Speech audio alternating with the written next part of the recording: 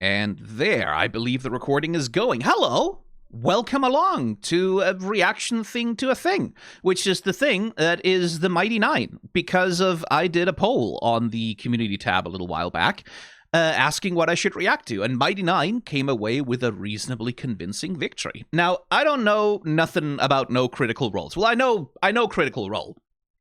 I know about Critical Role. It was kind of impossible not to know about Critical Role, but I've never watched it. I've never watched any of their campaigns. I've never really engaged with it.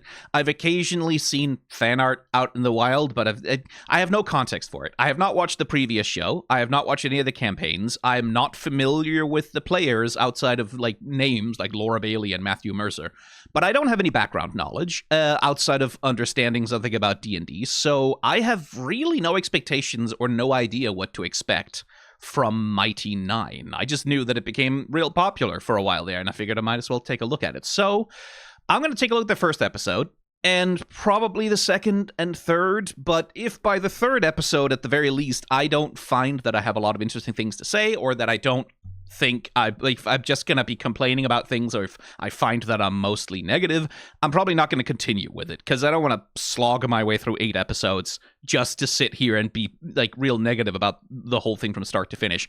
There might be a good reason to do that for some shows, but this is my chill out, relax, and have fun channel, and I want to chill out, relax, and have fun with fun stuff that I actually enjoy watching.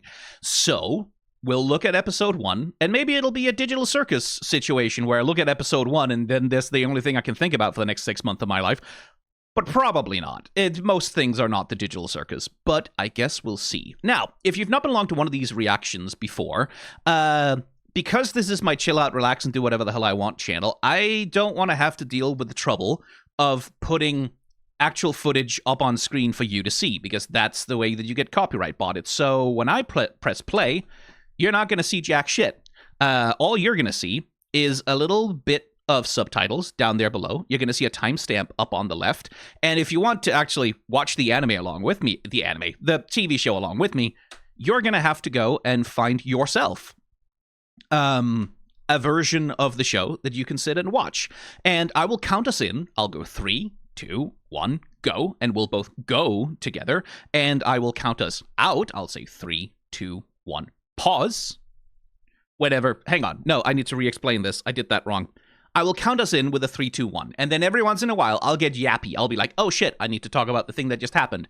At that point, I will say 3, 2, 1, pause. And we will pause together.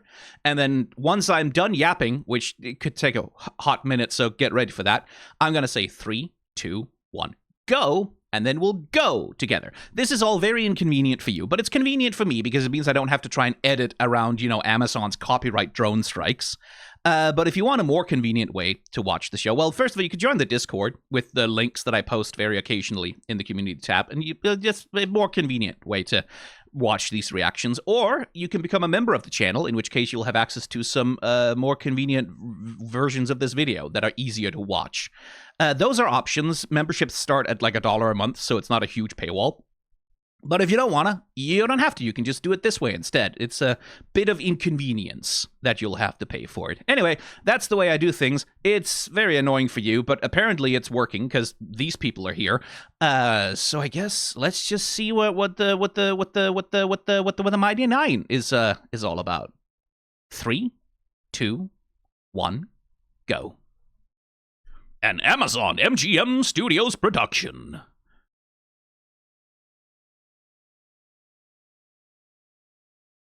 Oh, that is a very nice star field, actually.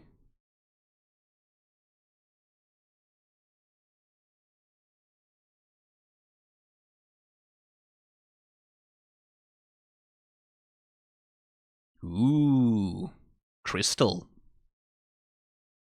A new hand touches the beacon. No, wait, that doesn't look like that, does it?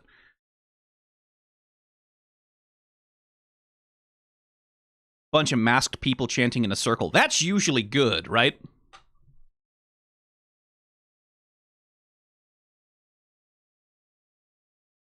Yeah, they offer you a dagger. That's the friendship dagger. That means you're about to have a good time.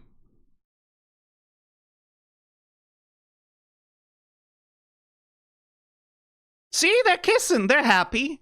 They're having a good time.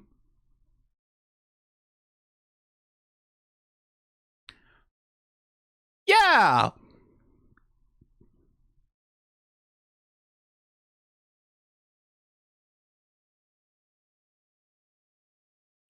Oh, you could have done that a little bit more one hit clean.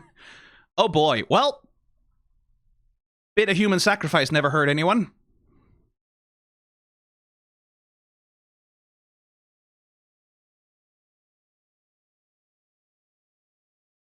Yeah, she's going to space. It's gonna be fine. She's an astronaut. Hooray.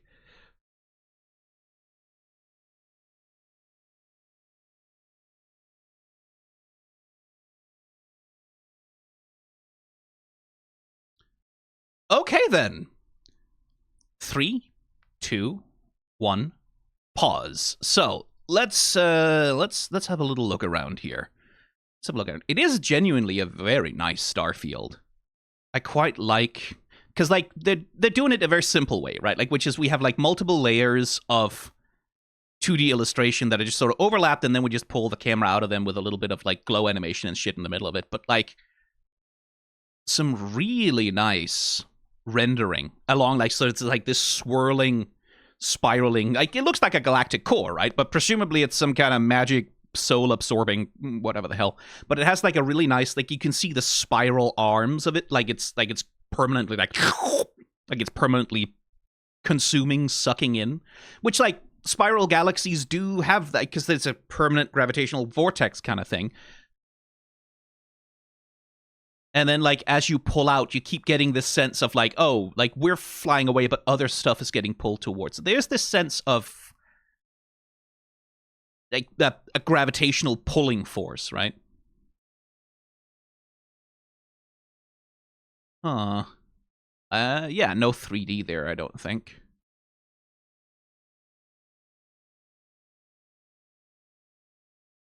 So this style of animation is familiar to me. It's a style of animation that, at least in my head, I've always sort of identified as a mirror anime, as like American anime, because it's usually American shows or like Western produced shows that are outsourced to Eastern, usually Korean studios. And it's like, it's a style of animation you'll recognize from She-Ra and the Princess of Power, Voltron, Legend of Korra to some extent.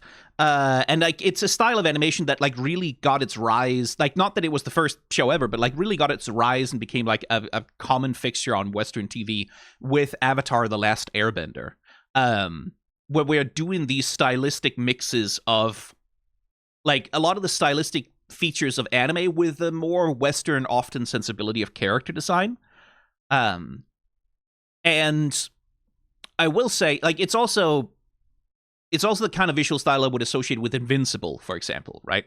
And it is definitely, it's a style that has, to me, kind of a mixed reputation in my mind, because, like, sometimes you get like really interesting, incredible shows, or you get shows where like they really do put a lot of production effort in there. But it's also a style that I have associated with like what you'd call mid to low budget sort of children's fantasy shows, like that, where the animation is rarely like the big attractant, right? Like, so going into it, I'm certainly not expecting Frieren levels of casual character animation. I was confirmed in that a little bit as we look at like this very slow motion here of the character revealing the dagger, and you can see how limited the animation is.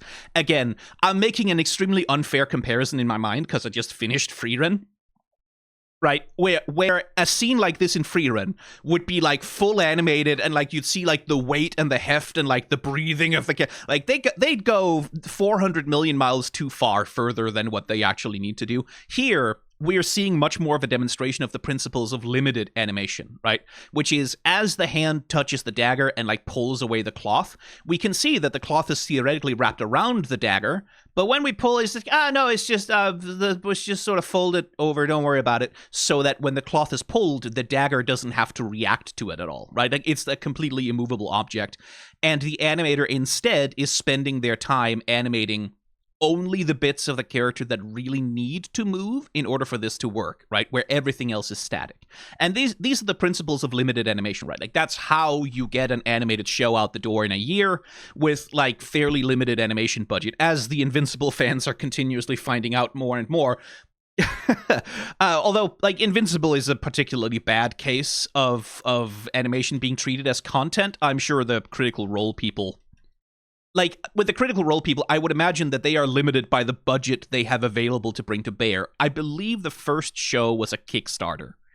And a Kickstarter that raised, like, way more money than it was supposed to, and they were like, okay, let's see how many episodes we can produce with that money.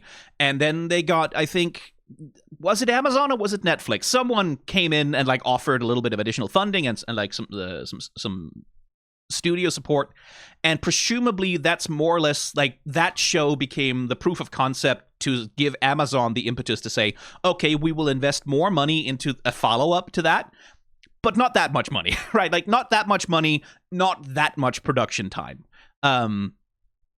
which is normal. Like, that's fine. That's not necessarily a bad thing, but it certainly does lead to a show where I'll probably not have as much rambling to do about random little moments of characters interacting. Because this kiss here, right? It's like, yeah, they kissed, but but it's also like, kisses are damn difficult, I should also say. Like, drawing a kiss is very difficult. Animating a kiss is very difficult. And so what we get here is mostly, like, a couple of PNGs sort of sliding together, sliding apart, with, like, a minimal little bit of, like, here. We twist the heads to sort of lean them into each other a little bit and connect the lips. But it is a little bit bloodless as a kiss goes, right? And a lot of the movement of the characters is, like, I've seen Invincible fans complaining about Invincible becoming like a slideshow of PNGs just sliding across the screen. It's a little bit of that. Like, you can see that they do a bunch of motion tweening to just sort of move the characters. Like here, for example, as she rotates her head out, it's not like they didn't draw the rotation, they just rotate the PNG, which is, like, sensible. It's a normal way to animate things. But it does give it a little bit of stiffness. It does give it a little bit of staleness. And then, when we have something that needs to pop a little bit better, that's when we do shit like this, right? Like, that's when we actually commit a little bit more animation budget to a bigger motion, right? Like, something that's bigger and more impactful, like this lovely little knife stab, right? Where we get, like, full animation on, he grabs it. You can see there's a reaction from the cloth as the knife comes away. We've got lovely speed lines rendered into the damn thing.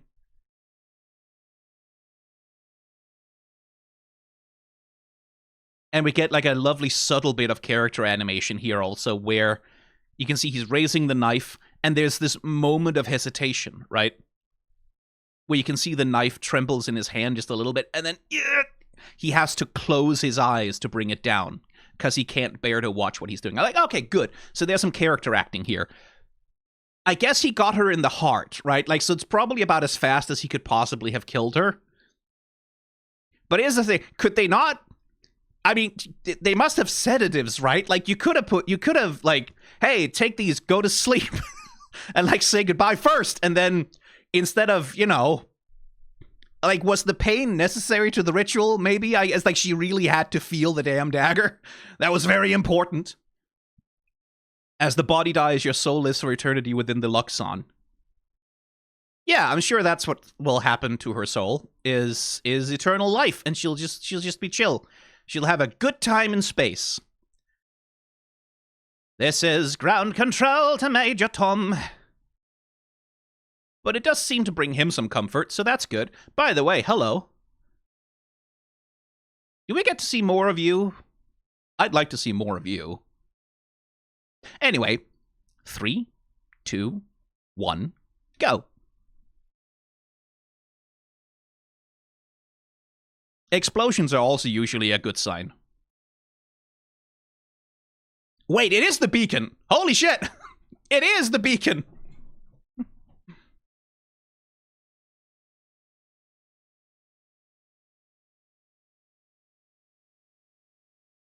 Ooh, cool crystals.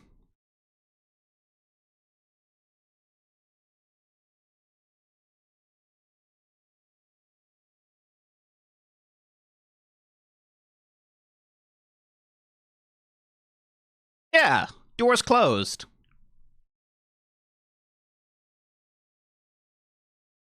Is this going to be a thing where they were already inside and waiting? Yeah.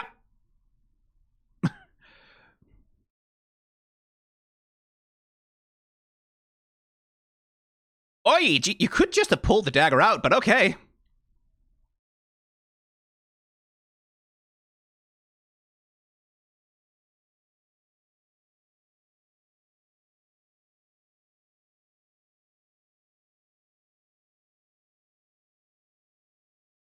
This is why you always cast Detect Invisibility before you close the door.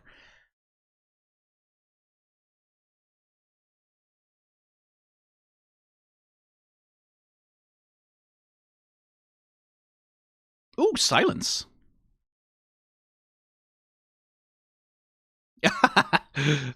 Well, muffle anyway.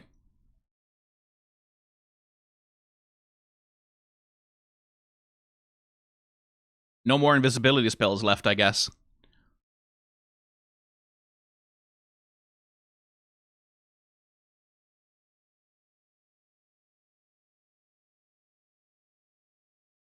Ooh, nice little bit of 3D background going on there.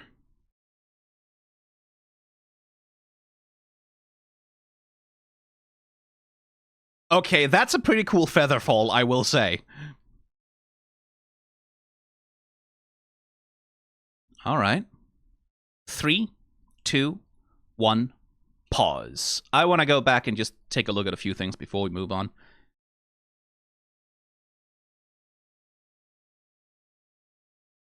There's some very nice environment design and some good lighting here. Like, the background illustrations are definitely, like I said, like, it's an animation style that for me kind of has in my mind a reputation of not always the highest level of quality, and that includes sometimes the backgrounds in shows that have this visual style can be kind of like they can be a little, but like here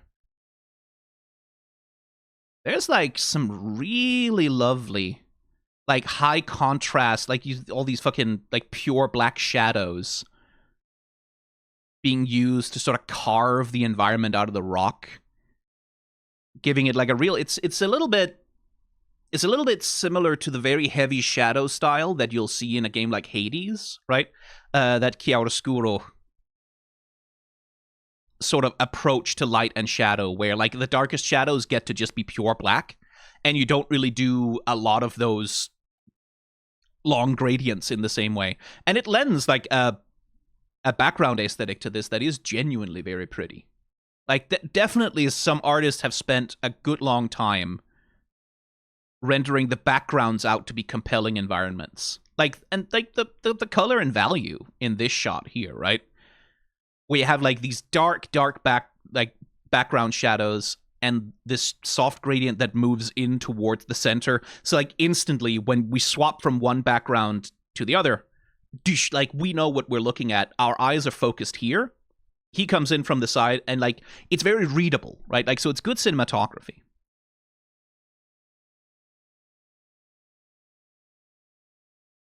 Again, a lesser show might have simply reused this background and just zoomed in on it, but these are bespoke, which is nice. Now let's have a look at that magic effect. Ooh, doing the blacklight thing, almost. It spreads from the palm, and then we get like these very Teen Titans Raven when she does her magic kind of vibes. And like a lot of work going into these fluid trails around the character's motion, which is like helpful because like when the character does a big move like that, you can use those fluid trails to kind of help bridge the gap to give the motion more smoothness than it has, because it really is only 3 frames, right? But because you have these fluid trails that can sort of do a little bit of secondary action on it, it gives it like a greater weight and sense of motion. Again, really nice background work. Someone had a lot of fun painting carved rock here.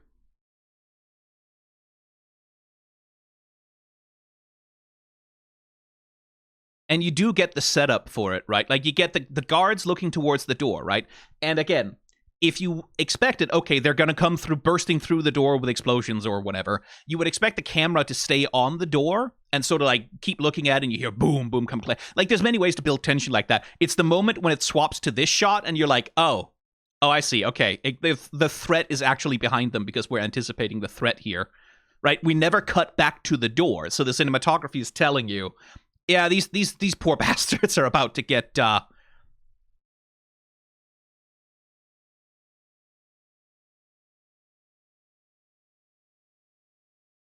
cute little transparency effect. You can see how as the transparency fades, it's the line art that fades last. I like that. That's quite striking.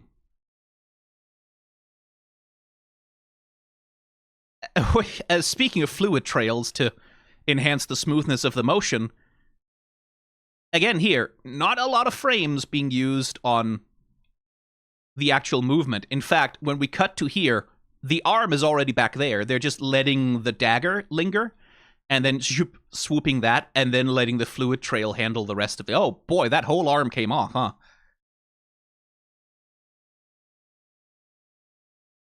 And now we get like some full animation.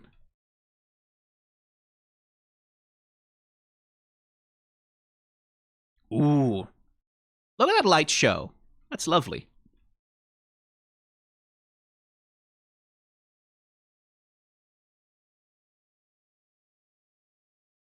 Boy, well, yeah, no, that... then out through the eye. I do like that the eye bulges as the pressure comes in from behind. The eye is getting pushed out of the head. Oof. Nasty way to go, that. Yeah, but no, seriously, always cast Detect Invisibility before you lock yourself in somewhere.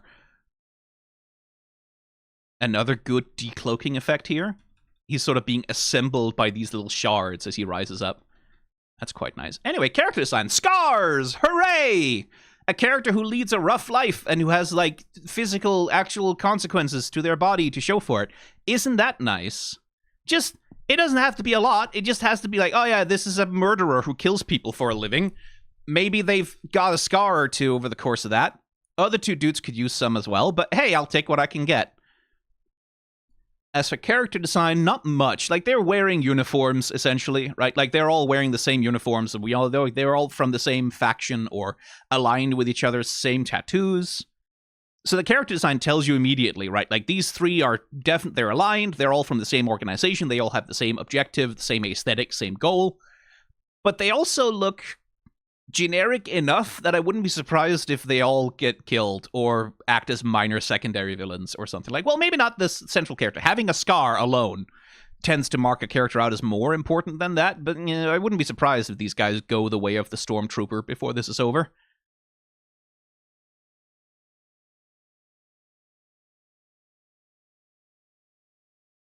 Yeah.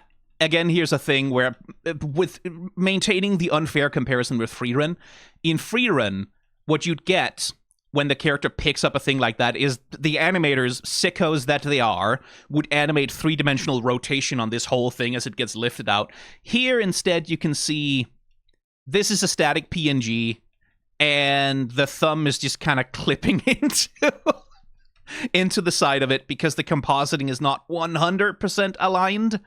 And they're just sort of motion tweening the PNG to move out, right? Like, but it sort of works in the sense of, oh, it's weightless and it's floating, so he's like grabbing onto it and slowly moving it through the air kind of vibe. It's a different way of doing it, right? And it's not a problem, right? Same thing here.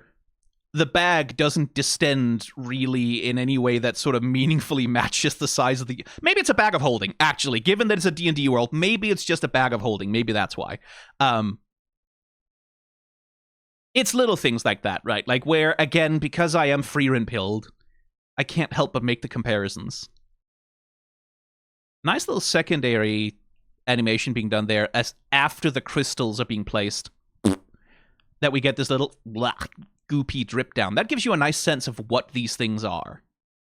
Like there's a biologicalness to them that I quite enjoy.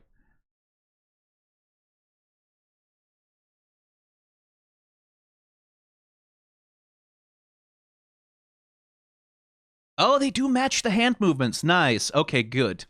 I wonder if, with magic effects like that, right? The way that I would assume that they've done it is that the same person who's animating the caster is also animating at least guidelines for the ring of light, and then afterwards in the compositing phase, the lighting engineers and technicians, whoever is handling that, will come in and add a bunch of light effects to them. But I suspect the animator themselves will also have been probably drawing the lines through the thing. Like in some productions, sometimes you have someone else who handles all magic effects and they just kind of have to match whatever the animator does. I would assume here it's all done in one thing, but I do like that little,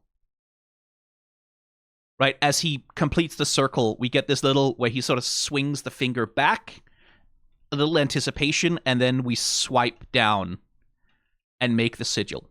It's not a super complex hand motion. It's not like a super complex sigil, but I do appreciate that it does match, right?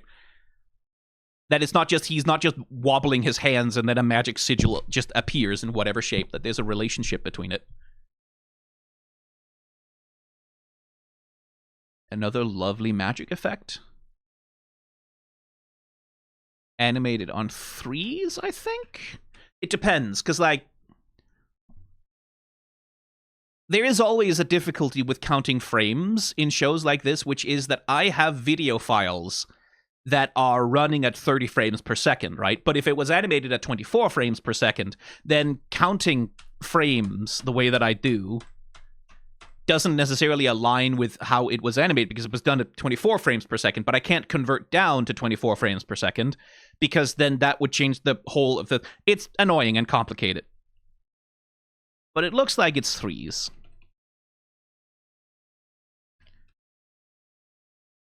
Yeah, mostly 3s, and with a little bit of offset. You can see here the classic offset animation timing. Third, to smooth it out a little bit. And then, again, we're doing very limited animation, right? This guard is being engulfed by a magic blob, and it's like, I'm going to move my eyes. I am slightly turning my body. I am turning my head back the other way without moving my body, right? Like, limited reactions. Enough to get the point across.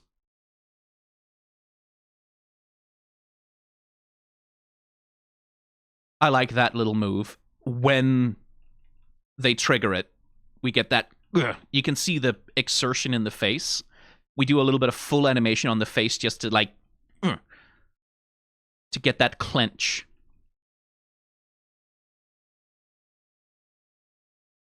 Boom! Big blast frame. And it does seem to contain the explosion as well, so I guess it's not just a silence spell, it's also like a still the air spell, like hold on to the smoke. Can't hold on to the boulders, they do seem to break out, but cool.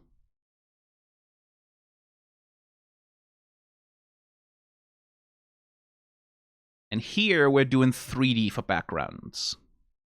Right, so we have a 3D modeled shaft down into the earth, and we just composite the people in there flying through, but it's well composited.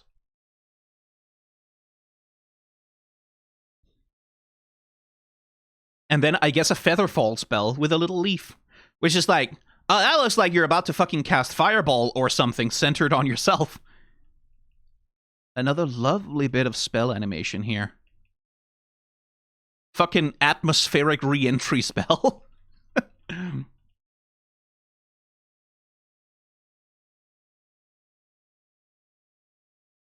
Like, and it doesn't seem to hurt anyone, right? Like, it's just giant fireball, fire tornado. We land gently. It's like feather fall.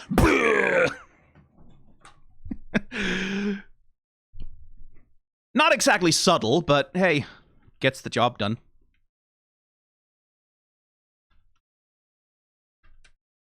More offset animation timings, which makes the whole frame feel much smoother than it actually is. Quite nice. All right, let's keep going. 3, 2, 1, go. Ooh, haste. Or jump, I guess. Oh, stormtrooper aim.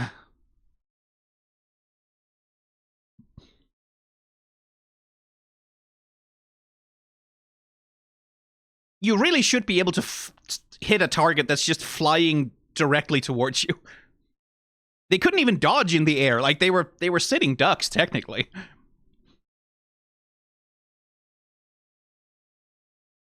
Ah, finally a guard who can fight. Well, could fight.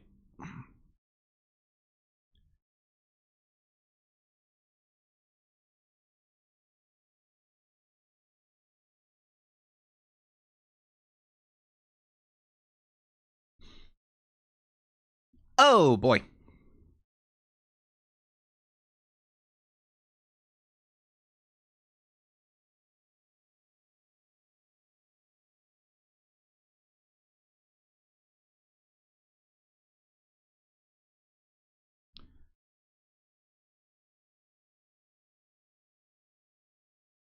Signal flare, I guess?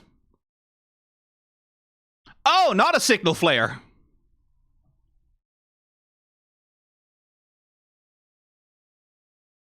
Oh, okay, so they're like dark elf kind of situation.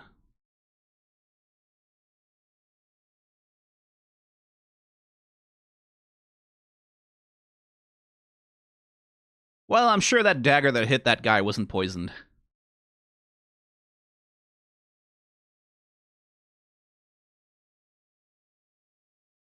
Ooh, lovely backgrounds again.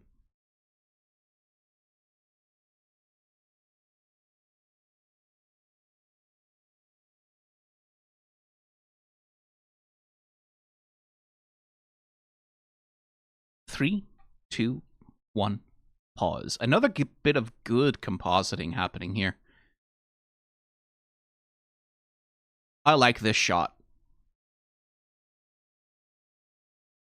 Like, because the backgrounds are rendered in a very different style than the characters, right? Like, the characters don't have these heavy, deep, dark shadows. They're not craggy. They're not, like, voluminous in the same way. So, like, there is a job there for the compositor to, like, render the characters on screen in such a way that they actually fit into their environments, right?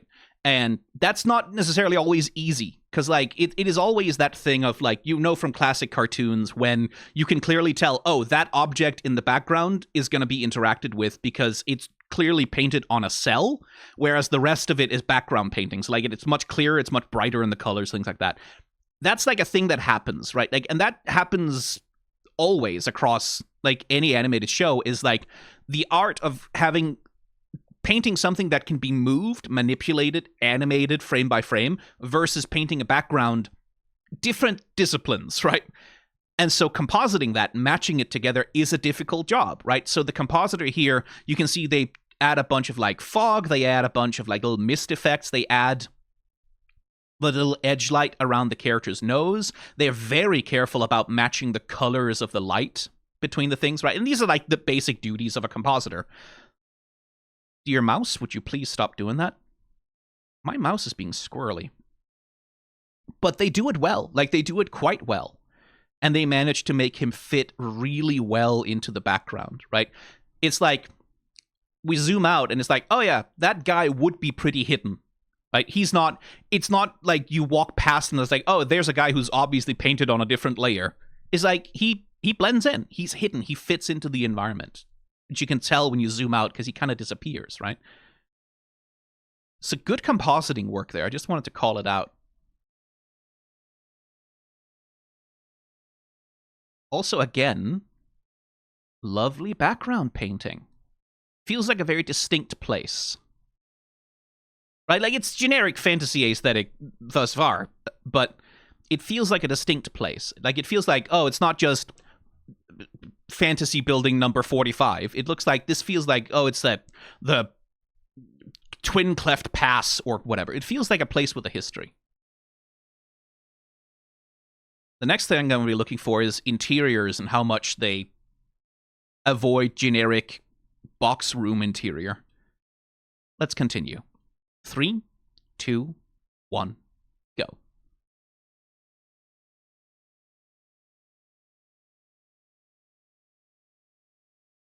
That's probably fine.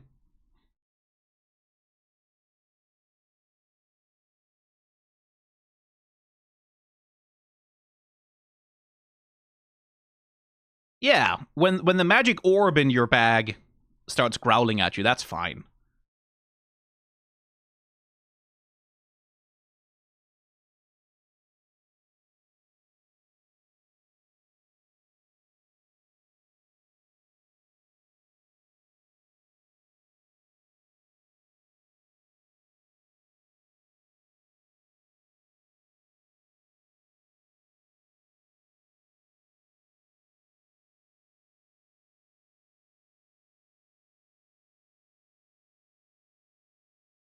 Ooh.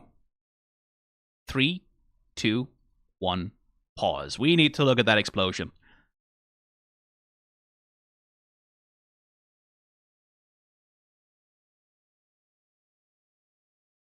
Some flashing light warnings here, I guess. Ooh. R.I.P. horses. Yeah, I don't think they survived that. Ay, ay, ay. Some lovely impact frames here. Like, you can see how they outline the volume of the valley. With, like, blasting these shadows up the walls, and then barush. Then it's just final flash attacks in every direction.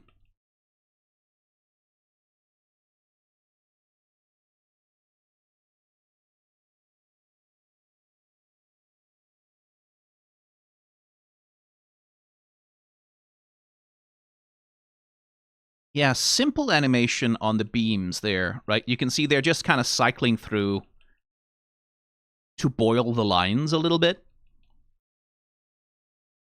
And then we add to that like some smoke effects, and then the glow dissipates. And as it dissipates, some really lovely purling effects. And you can see, again, offset animation timing on the different beams for greater smoothness. And then what I really quite like is you can see the trails of it all across, like how they've carved into the mountains all across the environment. I like that a lot. Oh, hey! And a little detail. Oh! just a tree having a bad day over there.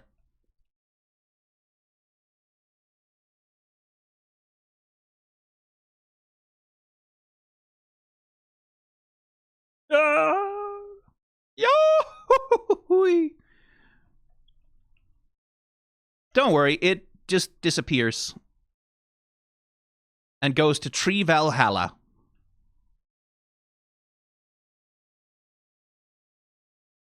That's good. I like that you see like the scars of that big fucking explosion on the land. 3, 2, 1, go.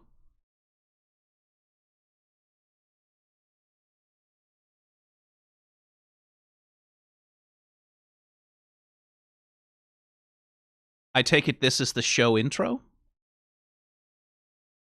Frog.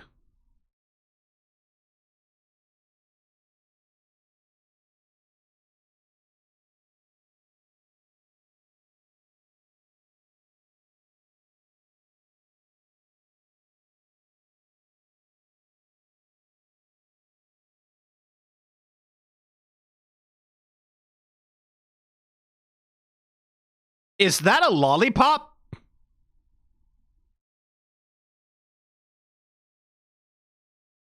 Okay, then.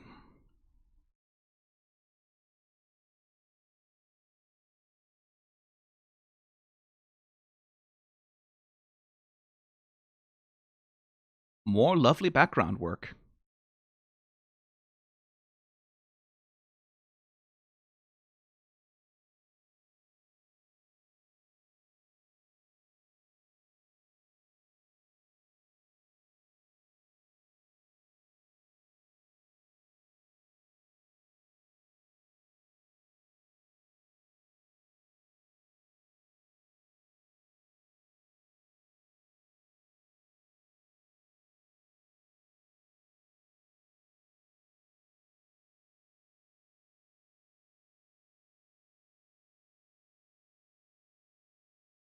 Three, two, one, pause. Hang on.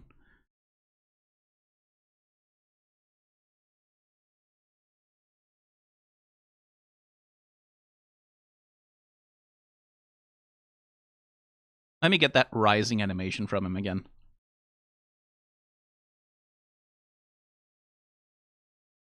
That's interesting. Okay. Yeah, because we're definitely doing some motion tweening where we're just kind of like manipulating layers of the character, but then we're combining that with, like, you can see the head through these frames is just being copy pasted, right? And it's just kind of being moved. Or is it? No, they redraw from here to here. Am I wrong about that? No, that's copy paste. Yeah, it's copy pasted through this move. And then redrawn, redrawn, redrawn. Yeah, so like there's a good mixture of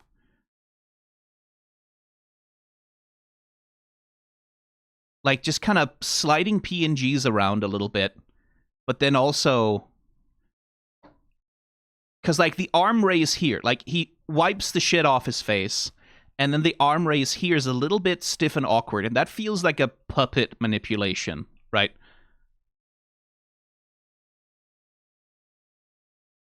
But then we get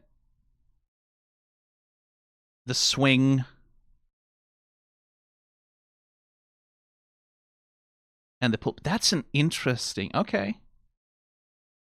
It's a little jank. It's a little like it does feel like it needed like maybe one more polishing pass. Because there's definitely some model wobble between some of the frames that's a little like you can see how his whole face kind of changes shape a little bit between frames occasionally, so it's a little wonky.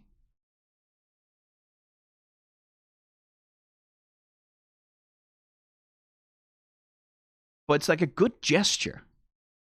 Interesting. 3, 2, 1, go.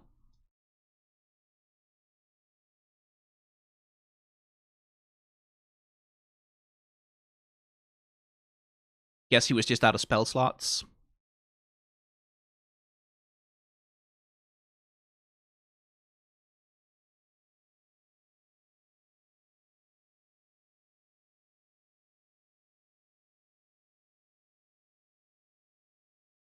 Yeah, break in through the front door. That's a great idea. No one will see you.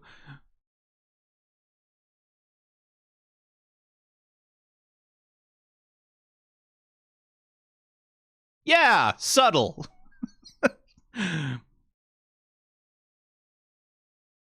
Not the smartest rogue in the party, are ya?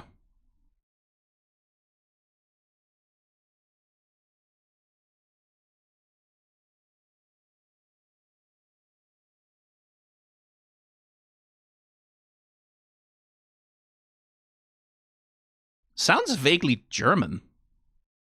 Warte.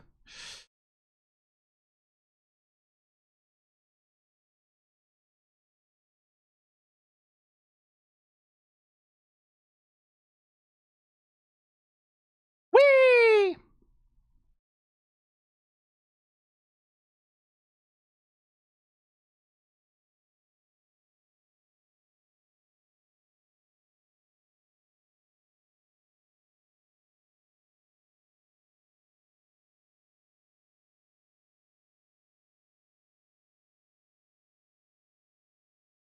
That is German, isn't it? It slightly American accent, but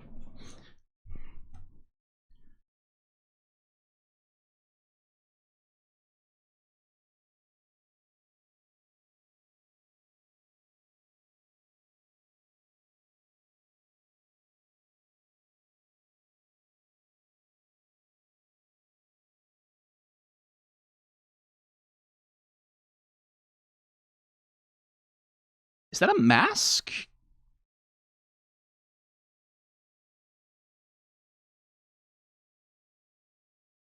Or a glamour, I guess.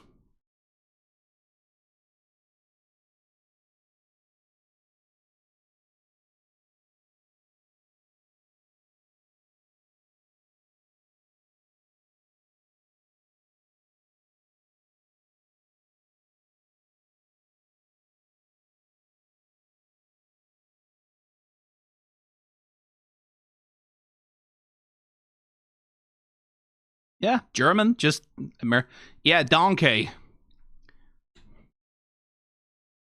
That's very nice of you.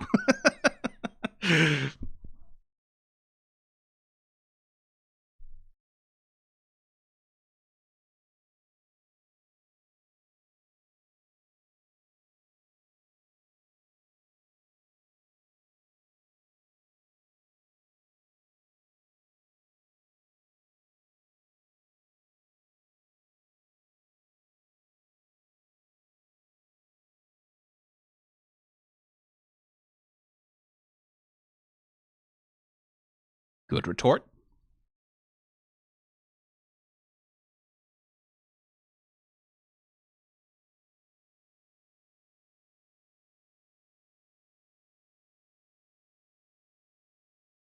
Itch.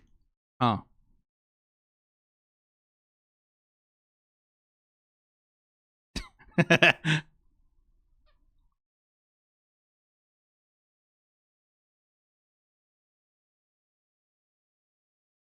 Three, two, one, pause.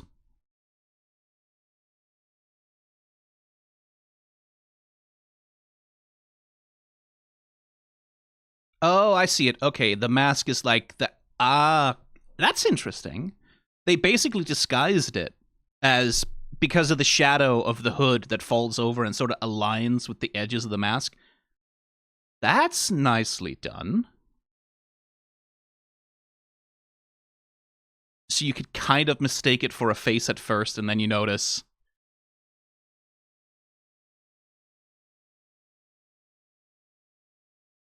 As they talk, there's no lip movement. And a good little gesture that, like, turning around, two hands on the dagger, but that's not a combat stance, right? That's not, I'm getting ready to kill you, like, low center of gravity, stable position, parrying, like, that's not a combat stance. That's a get the fuck away from me stance, right? And that's accentuated with, like, the little poke, and then just the wiggle, wiggle. It's like, I'm just wiggling my sword at you. Fuck off. And then the tremble. Because that kid doesn't want to hurt nobody. That kid just wants, I guess, well, not a kid, I suppose. It's a goblin. Might be an adult person. Just wants drinking money, huh?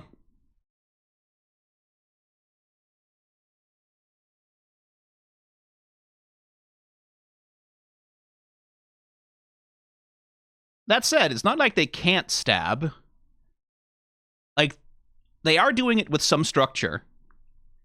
Which, again, I want, like, there's always that question, the extent to which once, it's a thing that happens in a lot of animation, once characters get into an action scene, sort of regardless of their level of competence, sometimes they get animated moving and acting correctly because that's the reference the animator has access to.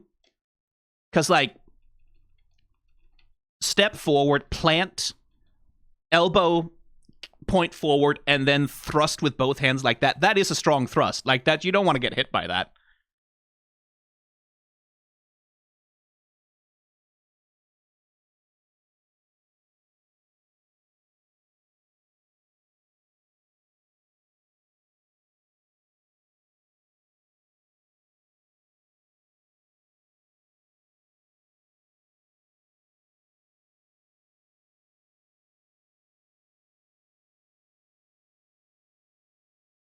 Boy, he really should have had a bloody nose after that. Good lord. Whoop up. That's Mario sound.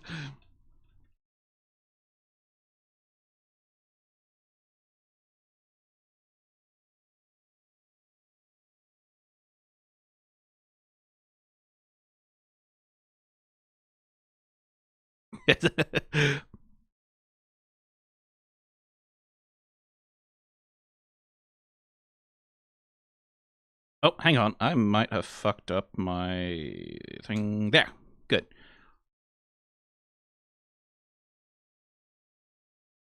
And then the valence changes, right?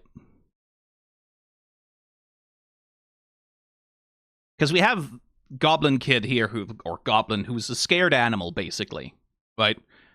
just kind of trying to get this dude to fuck off, and who feels threatened and frightened.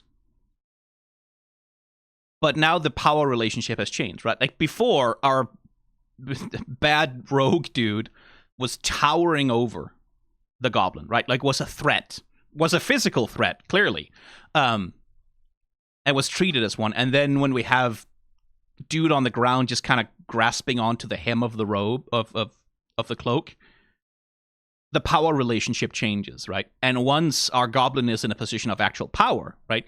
At this point, you could deliver a killing blow, and there wouldn't be a lot he could do to stop you. That's when the emotional valence of the interaction changes. When we turn on sad, pathetic puppy mode, right? And empathy sets in.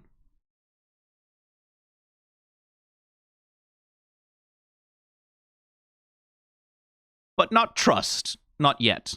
Not until he just turns and walks away. Right? I'm not interested in hurting you. I don't want to punish you. I don't want to fight. I don't want to... I have my pouch. Fine, that's fine. He walks away.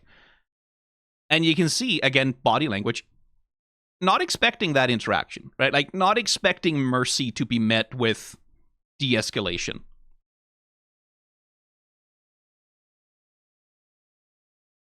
And so we get the classic attachment, right? Like, oh, okay, he's not going to hurt me. I could maybe use him for something. In this instance, scratching an itch, huh? It's the fact that it's not just that the goblin wants a drink, it's that they phrased it that way, scratching an itch, that makes me feel like, okay, is this like legit alcoholism that we're tapping into? Because that's not, oh, I want to drink because it gives me pleasure. That's, I want to drink because I fucking need it, man. Anyway, butterflies. 3, 2, 1, go.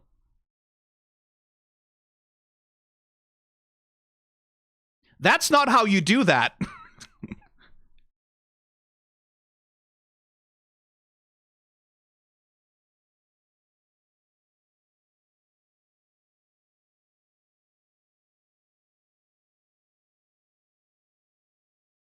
Okay, we're doing war crimes then. Ah, yes, I'm the German man who's doing the operation. Again, do you not have sedatives?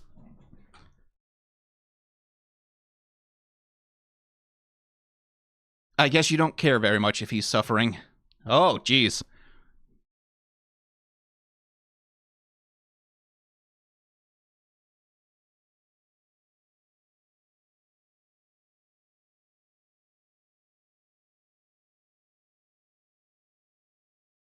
Yeah, these seem like the good guys. What, you just cut him open and you're not... Okay. Could you close him up again?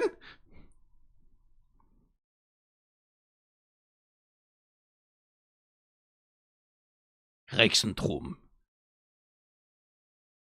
Oh, it's a bugbear, specifically.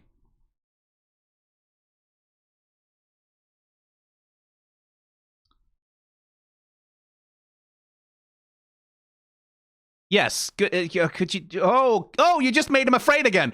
Okay, you just restored the fear. Cool. Yeah, no, fuck you, guy. Get the sense that he's not one of the good ones.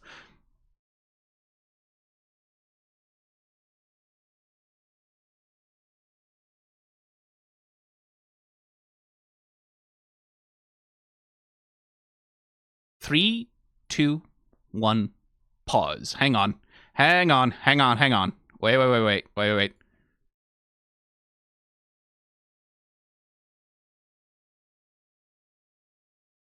Is that JB Blanc? It kind of sounds like JB Blanc.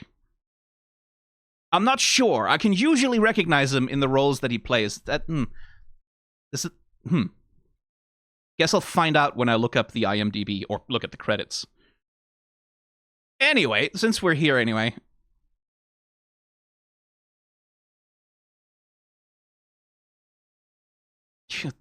Good way to introduce the hypocrisy of the guy, right? The living will do anything to prevent death. They will lie, steal, betray, even kill just to stay alive. Right? And that, like, as a starting point for an introduction, right? Like, that's the sort of thing of like, yes, I am standing here. Is he a lich, by the way? Is that what's going on? I'm standing here and I'm describing the behavior of others from this scientific point of view. As, yes, they will lie, betray, steal, even kill just to stay alive. Right, and that implies a position of superiority, right? Like, like, I observe these tendencies in others, but I am above such petty considerations. But, like, that thing, like, you've cut open the motherfucker's chest, man, of deliberately restoring the fear just so it can be, so this poor motherfucker can be scared and in pain, is so petty. That's so petty. Like, it's not just cruelty, it's petty. It's a petty thing to do. It's a good way to introduce a villain. Like, it's a good way to establish, fuck this guy in particular. Because this guy he's a self-righteous, self-important, intellectualized piece of shit, right, who thinks he's got the whole world figured out, and he indulges in such petty cruelty. Which, like, also, same thing with the butterfly, right? Like, you don't pin a butterfly like that. To the best of my knowledge, like, you don't kill them by, like, usually you would, like, put them in, what is it? I don't know enough Lepidopterae, but usually you'd slowly kill them with, like, a particular chemical substance that would, like, stop them and preserve their bodies. Also, that's the other important thing about pinning a butterfly, is the body has to be preserved. And then once it has been killed, preferably by sedation, and the body has been, like, preserved in whatever the substance, that's when you pin them. It's a living butterfly. And you just fucking, like, that's not how you do it. On top of being a villain, you're also bad at Lepidopterae. You suck at it, man. This is his greatest crime. Anyway, 3, 2, 1, go.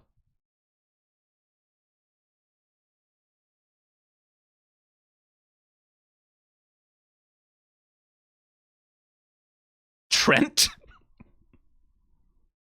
His name is Trent? What, is your general called Brad?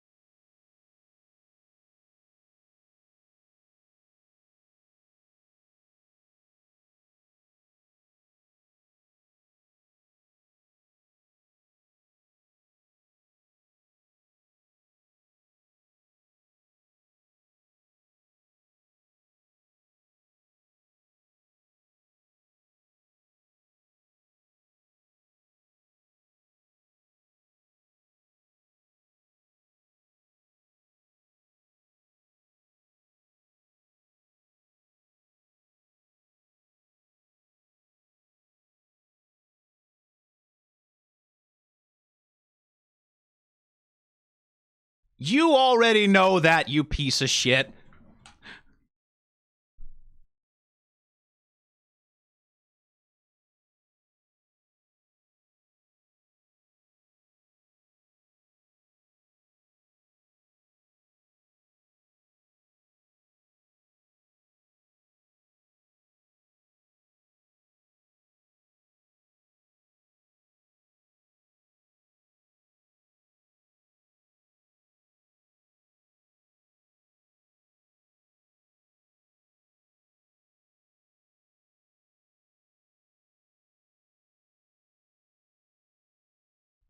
Oh yeah, definitely listen to that guy.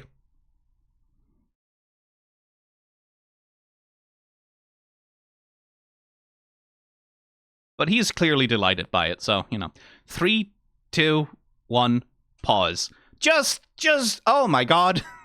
Have you people never read a fantasy novel before? You know how this is. Number one, that motherfucker did it. Right? Like, and the Bright Queen even seems to know it in the message that's sent. It's like, yeah, hey, some agents crossed the border and defiled our temple, motherfucker. I don't know if it's a pre-recorded message, presumably, but like, it was him. It was that guy. That guy did it.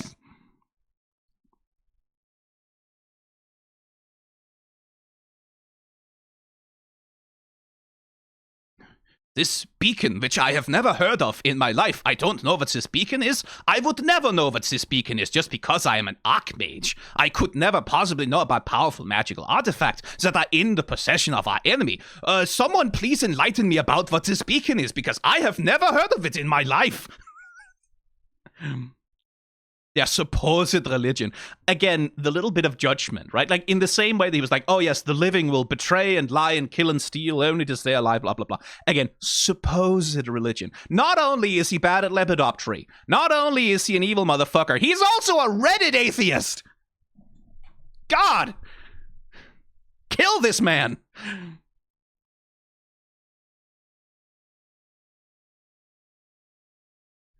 Now we have the as you know scene, right? Exposition is always tough, right? Like, because you need to give exposition to the audience so the audience can know what's going on. But in order to do that, someone has to verbalize it. Because like in a novel, you can do the exposition as like author text, right? As description, as just prose. In a show like this, you kind of can't, like, you can do voiceover to set up the exposition and shit like that, but it's usually more elegant use of time if you can find some way to get the characters to deliver it. So here we go, like, for decades we have been in a cold war with the Kryn dynasty, suffering incursions, retaliating in kind, invading a game she lacked a rallying cry.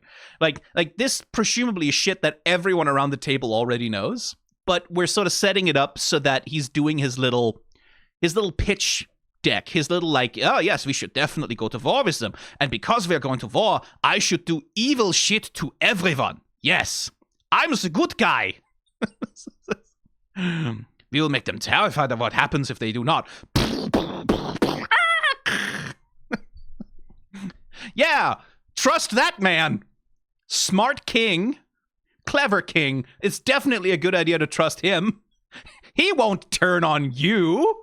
He would never do that. He's trustworthy. He's a nice man. He doesn't consider the world purely through a lens of, like, personal advantage. That's not him. He's not like that. He's not willing to sacrifice anything and anyone, literally, in order to get his way. Also, on the other hand, the king is smiling, right? Like, he's like, oh, war, cool, I like war. So, I don't know, maybe this is all just a bit of play acting and the king is in on it, in which case, fuck him too. Fuck him anyway, because he's a king. But still, like, how have you never read a fantasy novel in your life? That man is gonna stab your back so hard?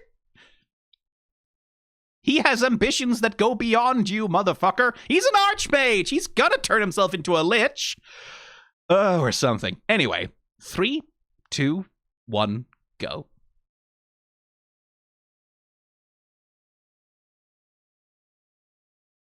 Okay, that's a smart impulse to have, but maybe don't say it out loud.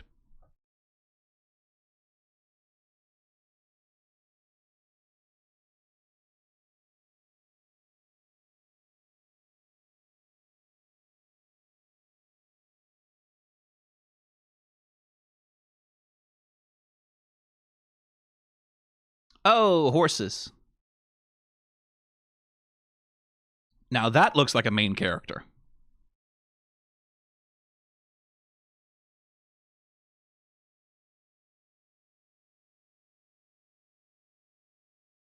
Ooh, good background.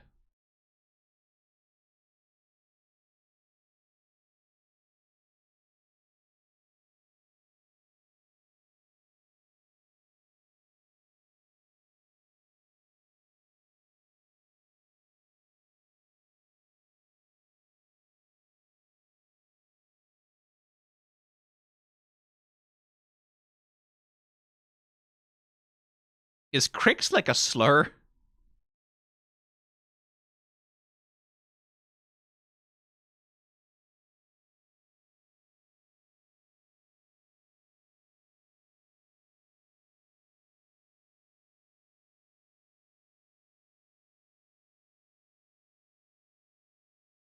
good demonstration of how bigotry makes you blind.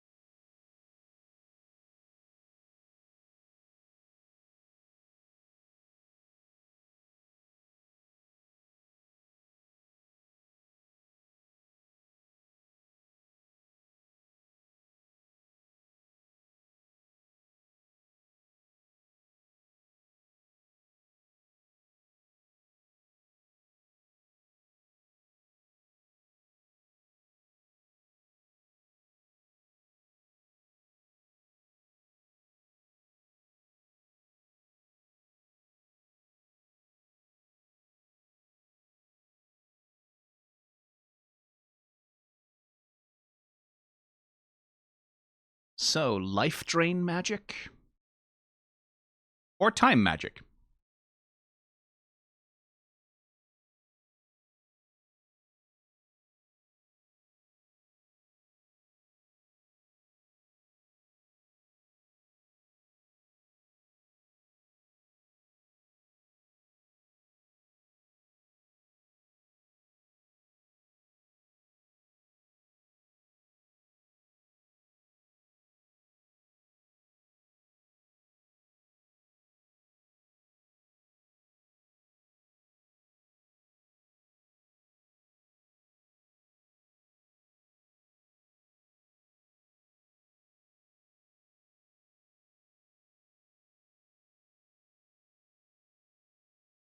Monk in terms of class, I guess?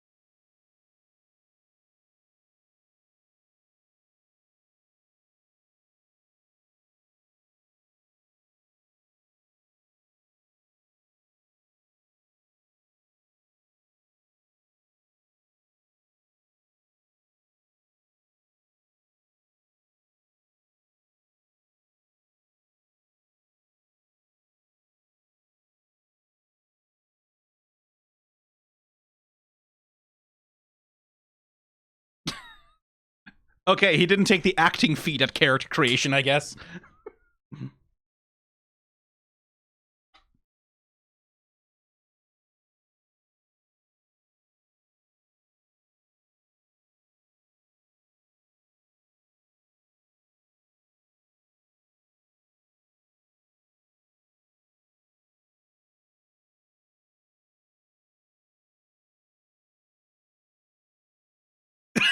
Well, yeah, that'll do it.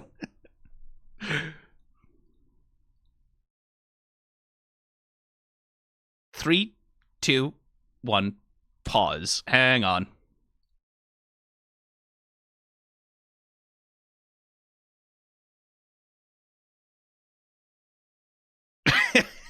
That'll do it.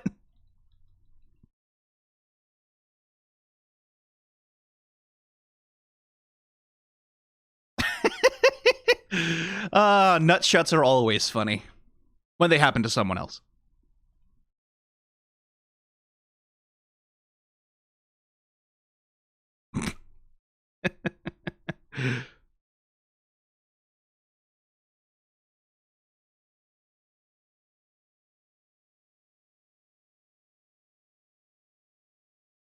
Three, two, one, go.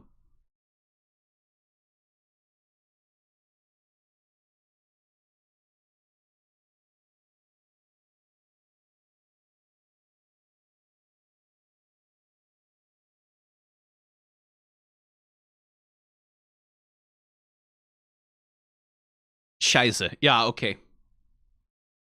Oh, hey, the name is not.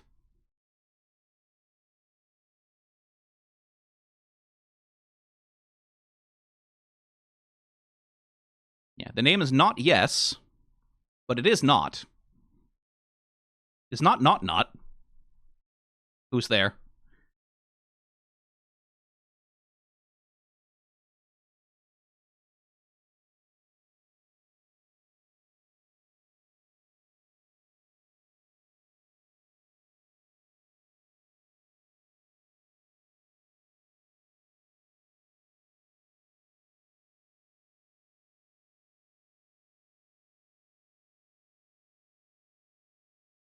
Oh,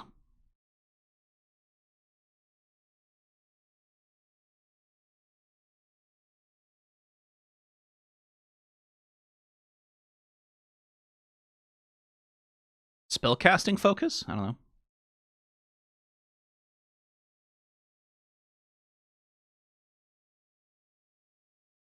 Yeah!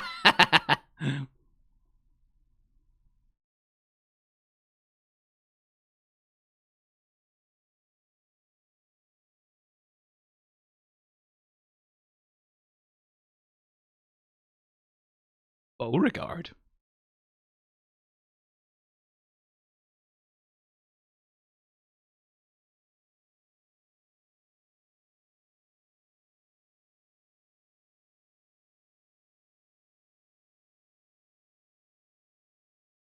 I know that voice.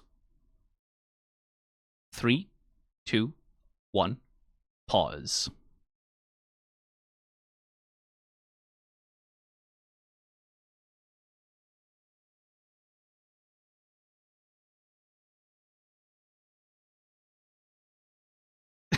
It's like he was setting a trap.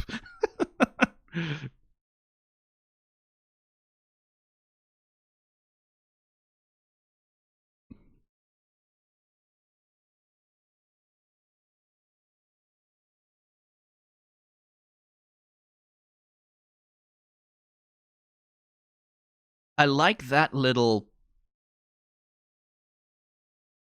walk with me, and then we get this, like, that little tilt of the head, and then, like, the body moves first, then the jaw follows, but we get this, like, tilted head slide, almost, as we follow into this. The physical attitude of Beauregard is, like, pretty clear.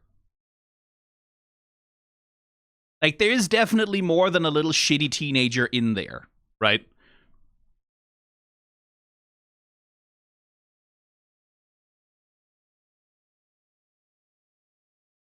And you can see that as well, the interplay between them here. Who needs motive when you have racism, am I right? Fucking nudge, nudge, wink, wink. And there's a very stiff uprightness to whatever the fuck his name was. Whereas Beauregard is much more fluid, right? Like, much more, like, sort of agile in that way, I suppose.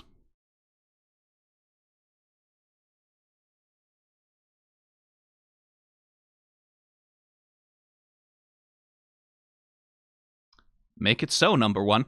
God, he must be so tired of that. Anyway, 3, 2, 1, go.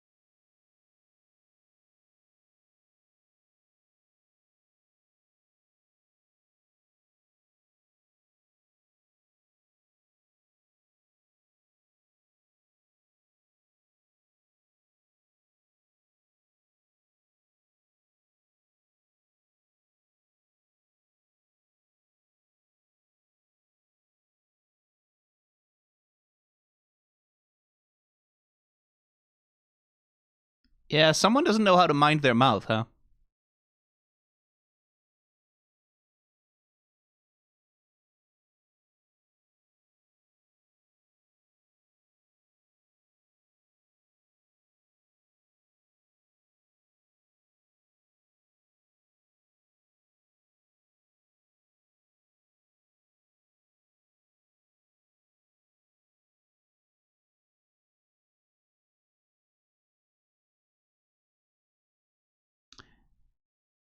Yeah, I'm sorry, Beauregard, but like he is right.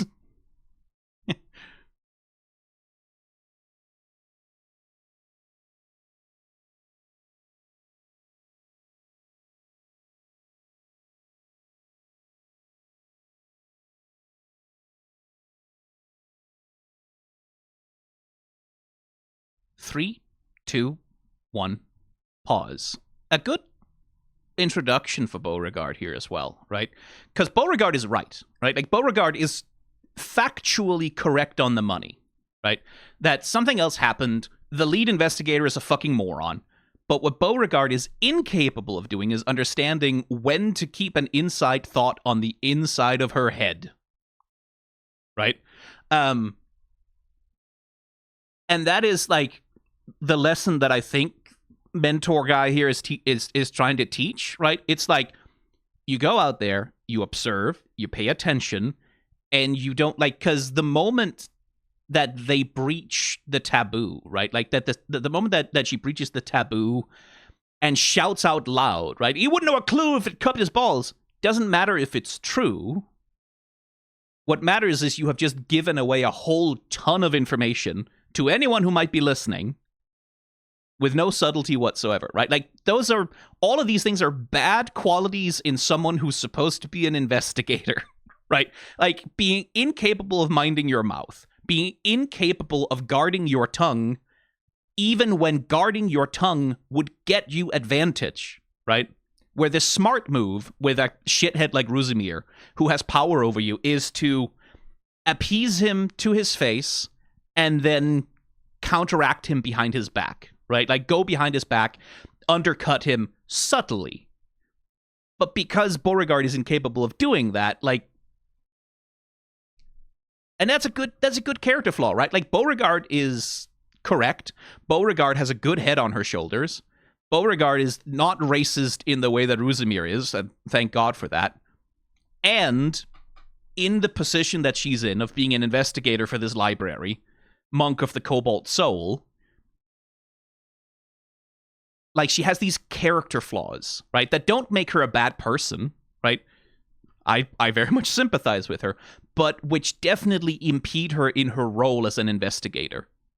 I like that. I like that it's like it's a character flaw clearly, but it's contextual, right? I like that. That's a good way to introduce the character and their problem. 3, 2, 1, go.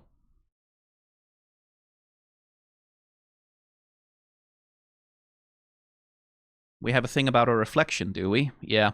Whoa!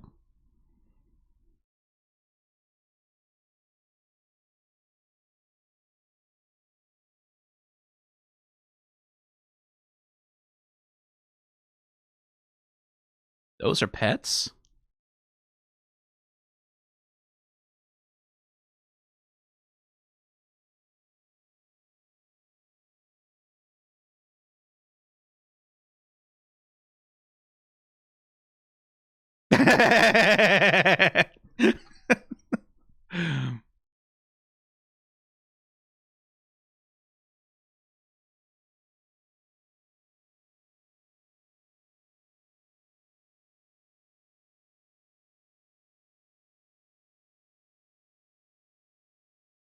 Sure.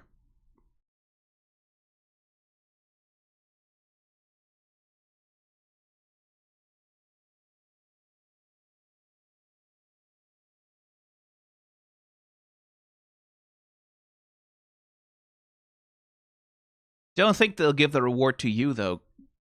Not.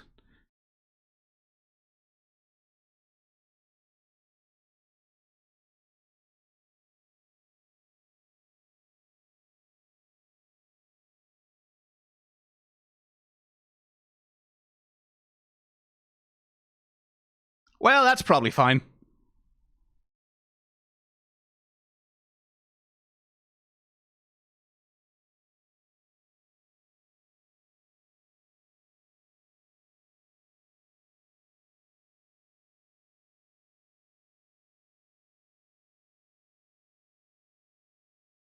Ooh, good background.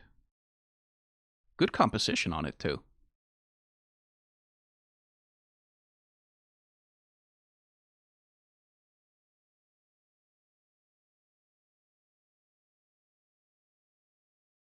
Again, not winning any stealth checks there, Beauregard.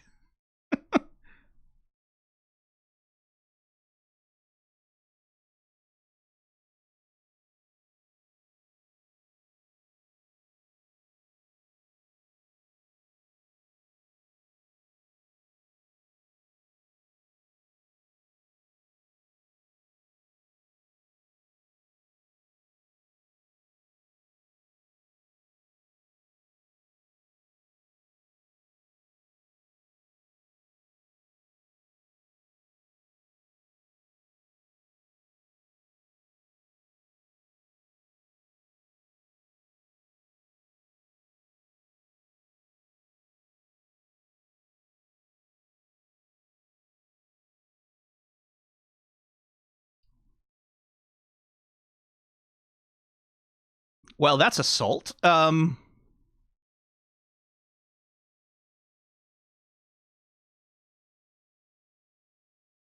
afraid to let it bark.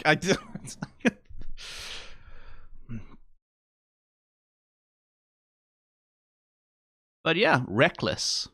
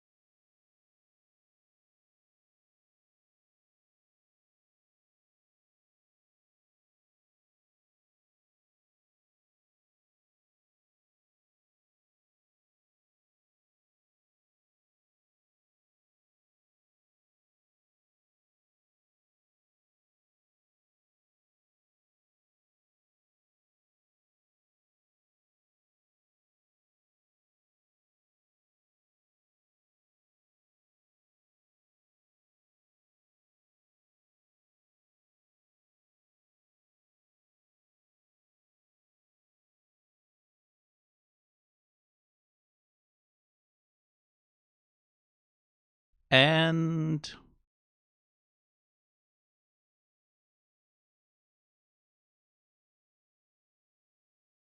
yep.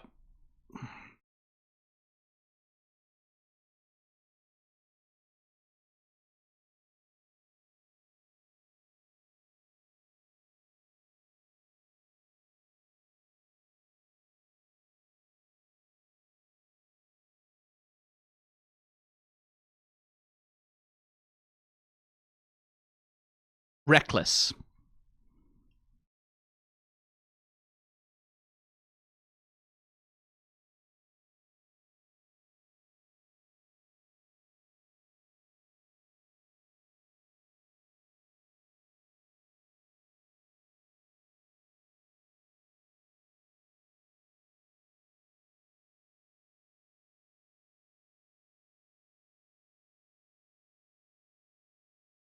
More bleeding than punching.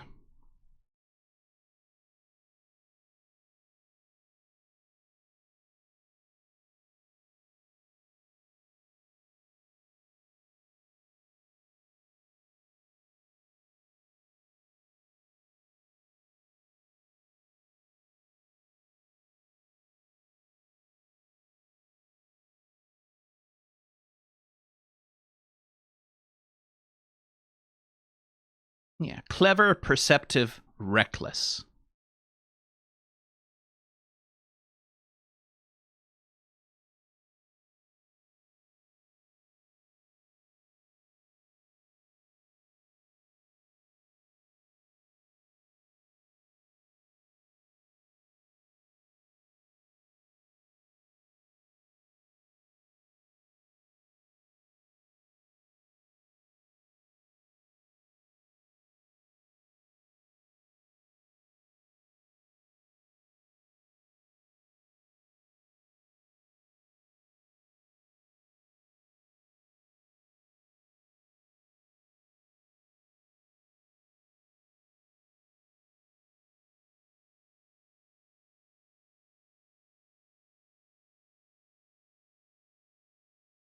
Vollstracker.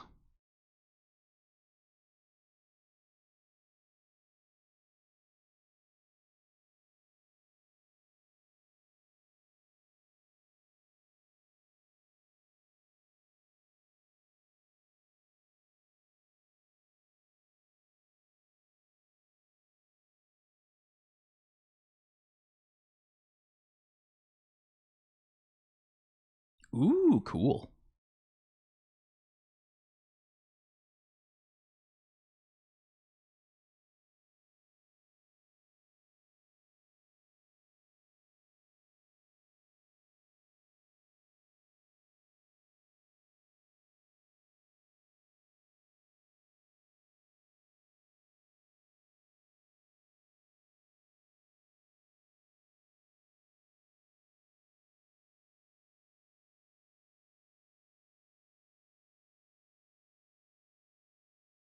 Sure.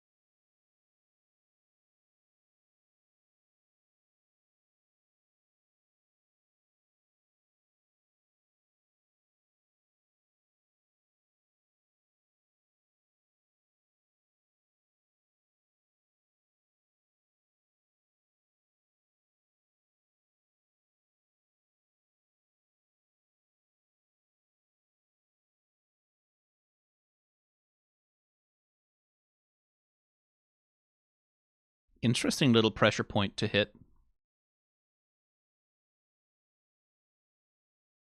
Yeah, okay, alcoholism, right.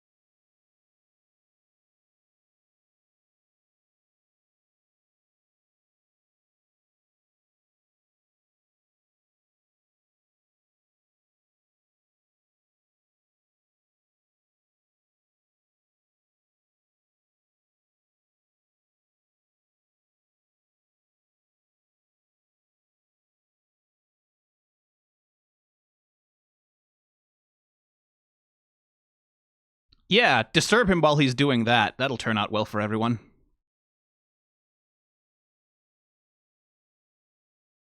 Oh, a familiar.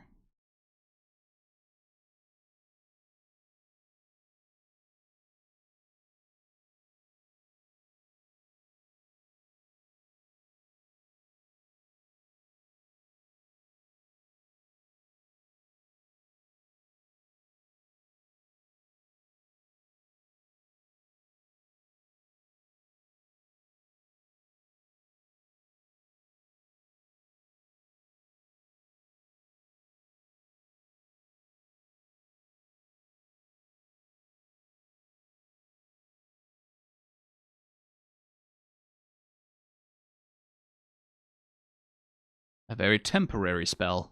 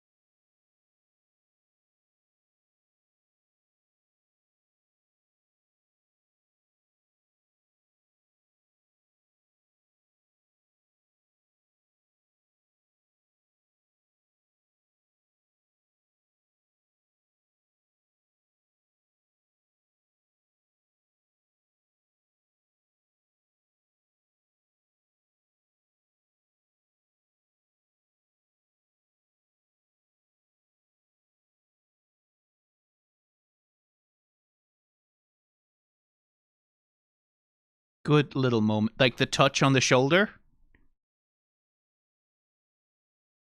3, 2, 1, pause.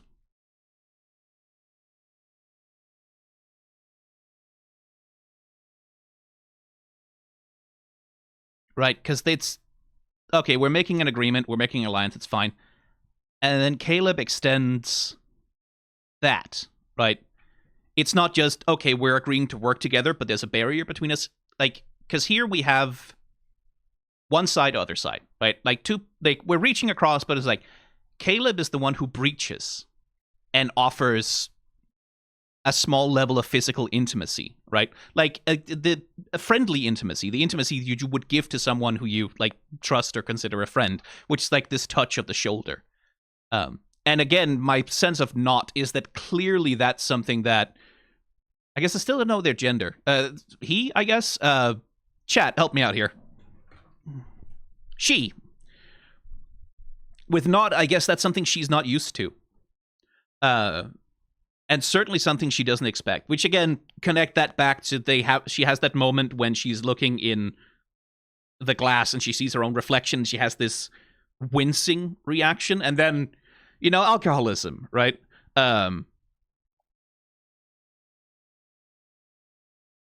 Which addiction has a tendency to be something a person does. It's complicated, but like certainly in the narrative context, addiction like that has a tendency to be something that the person is doing to fill a void or a gap or compensate for a lack in some way, right? Which, again, if I meant to connect all of this together, it's whatever the core issue is that's causing Not to hate herself is also the thing that eventually drove her to drink. And now that she's an alcoholic, clearly, it's a thing of like, now you drink because you drink, right? Alcoholism tends to be something that starts because you're drinking to compensate for something, or because it helps you deal with something, or, you know, because you're in a social environment where heavy drinking is expected. But then once you are addicted, it's you drink to never have to feel the withdrawal symptoms, right? Like you drink because stopping drinking is miserable and painful beyond compare. I wonder how that's going to be operational. If we only have 8 episodes to do it, because the stereotypical way that a storyline like that goes, right, is that the character struggles with their addiction. They reach like a lowest point, or there's some kind of dramatic moment where they have to step up, and then they dramatically throw aside the bottle of alcohol or whatever, and then they just conquer their addiction and they're fine. Those narratives are always a little frustrating because it's not really how it works. When it comes to conquering addiction, certainly when it comes to conquering alcohol, you don't just decide that, oh, I have reached an inflection point in my moral character, and now I can conquer the addiction. It's not really how getting rid of an addiction works. It's not a matter of finding the moral fiber within yourself to conquer an addiction, because because it's not a moral issue. You're not an addict because there's a problem with your morality, right? You're not an addict because there's a problem with your strength of character. Addiction is addiction. And it might have started because of like a personal problem or whatever, but addiction is addiction. And it doesn't go away just because you are suddenly determined to turn your life around. It goes away when you have structural, systematic support and like a support network, and preferably some qualified health professionals who can help you wean yourself off of your substance, and then a network of people who can support you through trying to kick the addiction, right? Trying to stop the behaviors that lead to the drinking. That's why we have support groups. That's why you have Alcoholics Anonymous. That's why you have these things. That's why people need these things, is because you can't just kick it, right? But because the show is so relatively short, I assume that we're not going to get to the point where Not conquers her addiction at the end of it, because that would be because within the span of time that's available,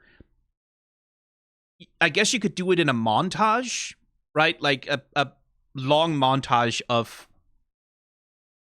you know, the actual treatment that's necessary, because otherwise you would have to do the dramatic, I am kicking my addiction in a moment of heroic strength because I've lost. So that's my assumption, is that this is a character trait, and that's going to be a character trait for them by the end of the show as well, right? Like, it's that we're not going to have a magical solution to it, sort of Deus Ex Machinaing itself out of nowhere. Certainly I hope so.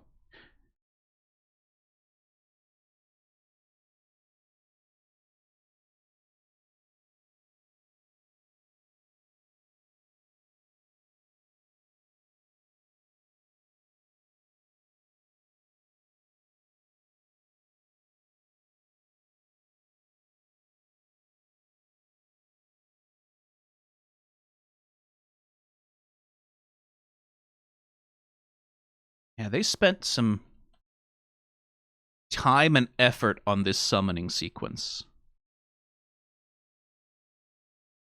This is just season 1 of several seasons. Oh, okay, so they're going to still work on it. Good. They spent a good amount of time, and clearly because it's important to Caleb. Like, whatever this cat represents, my assumption is a familiar of some kind, but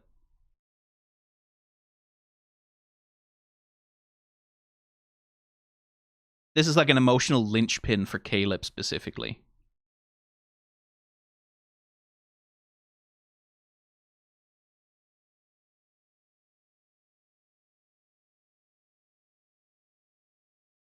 And yeah, a little stiff on the cat's animation. You can see here, it's like a very limited, we animate the tail and then we just animate the head. But this bit, like the slow closing of the eyes, and then that one, they spent some time on. With like a real nice subtle head rotation as the cat leans in.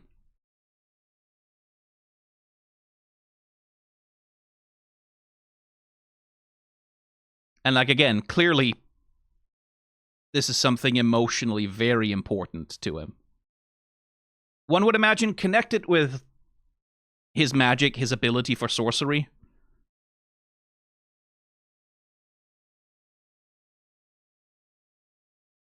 The cat is an old friend, but I guess also, like, representatively would also be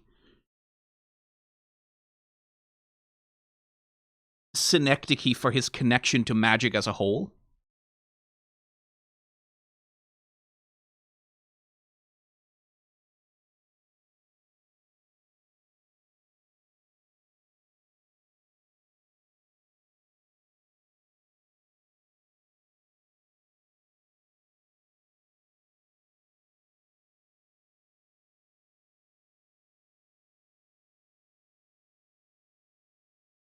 Yeah, some gorgeous effects work as the cat fades. Like the unraveling of the form.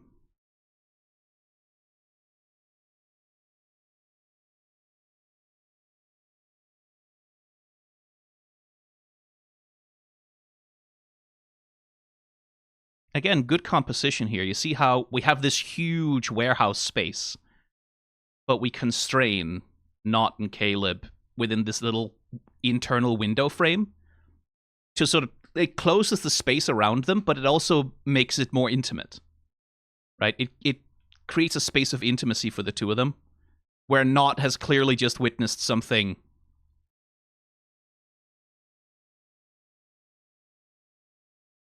significantly painful, right? And emotionally significant, and it has touched her.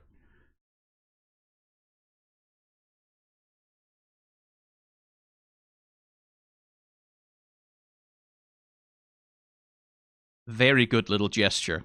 Because, like, here we're doing the classic shadow over the eyes thing, right? Like, hiding the character's expression, and then the little brush aside, pushing the shadow away so we get to see him again. It's a good gesture. Like, it's a gesture for man composing himself.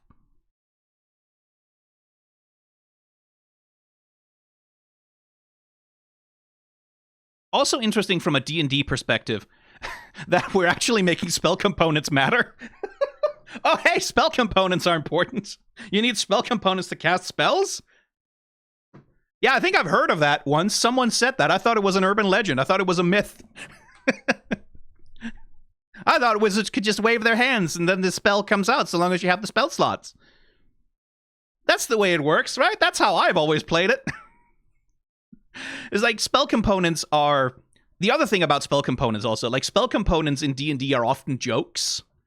Like the specific components you need to cast a certain spell have a tendency to be little puns about the nature and effect of the spell. So, like, in my experience with D&D, they've never really been taken that seriously, right? Like spell components is like, yeah, if you need to cast a very powerful spell, you need the diamond for the resurrection spell, but maybe it's fine if you don't have iron filings for the whatever, like level 1 thing or whatever. Carrot for dark vision. I think stuff like that. So it's interesting that they're actually making spell components like, oh, actually no, spell components are important. They matter. And that's like core to our sorcerer wizard guy here. I like that. That's interesting. Because, like, with how powerful spellcasters are in D&D, it probably more DMs could stand to limit their spellcasters by making them actually have the fucking components. Anyway, let's move on. 3, 2, 1, go.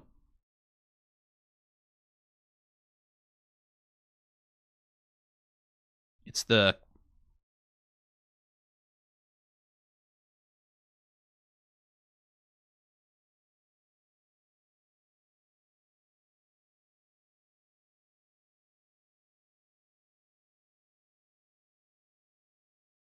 Okay, so if we're cutting to him, it's like a dad situation, isn't it?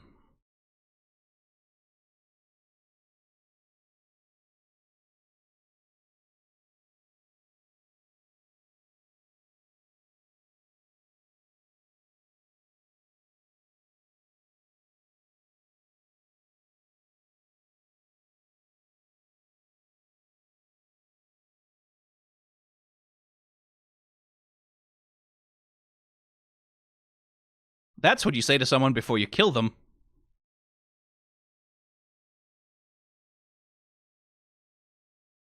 Or before they just die, I guess.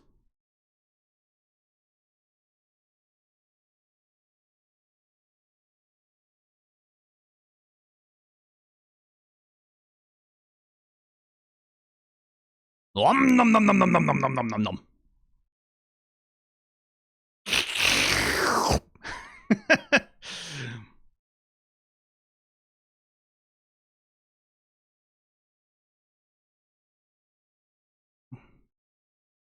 Oh, don't worry about it. I'm sure it'll work out well for you.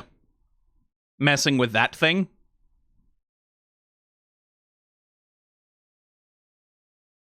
The soul-absorbing artifact will never absorb my soul.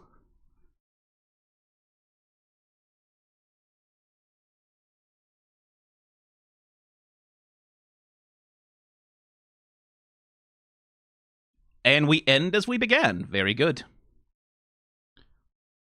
Ooh, are we getting previews? 3, 2, 1, pause. Let's just see that preview.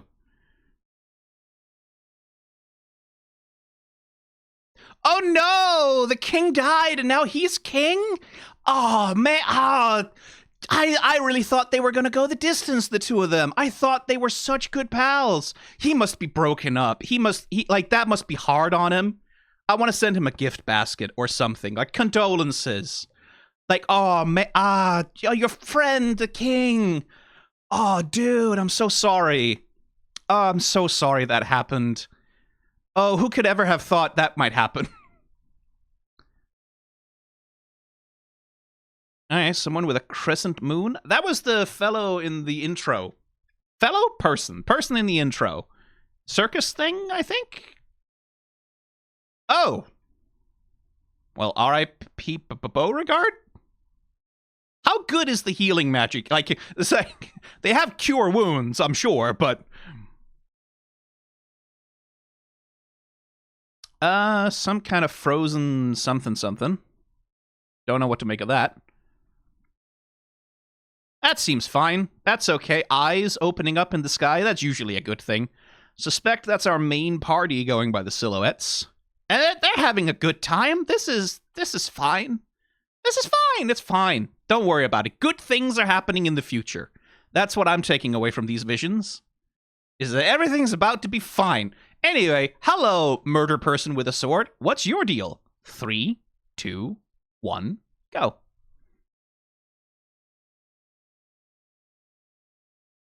Is that our barbarian, I guess?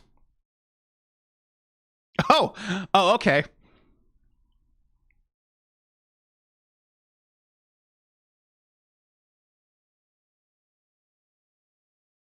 Don't drop your weapons and run. Hold on to your weapons.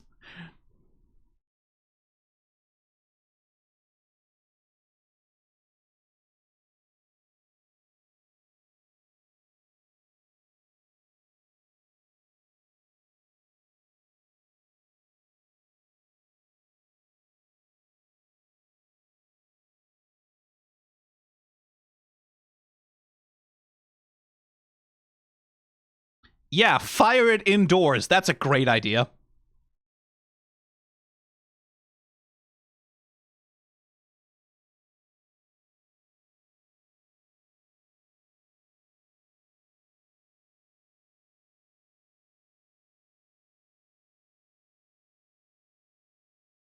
Ah, not the party barbarian, then.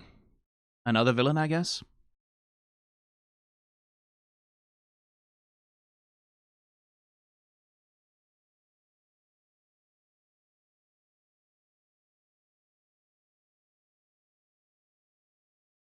No, that already happened. Oh, I know that voice.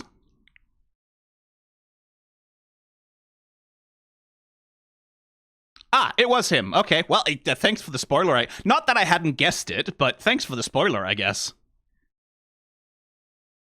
Okay, hang on. I feel like I'm getting too much information. No.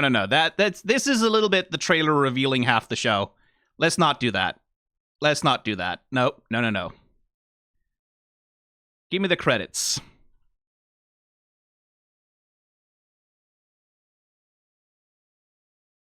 Tasha Huo, based on the Mighty Nine by Critical Role, yes. Chris Priziongi, Sam Riegel, Travis Wellingham. Tasha Huo. And of course, I know the names.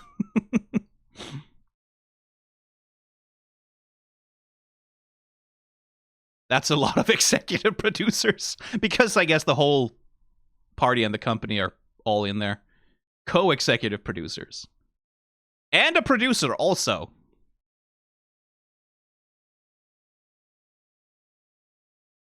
Again, background's gorgeous. Charlie Schweitzer. Joseph Martinez. Jeff Durdak. Neil Acree.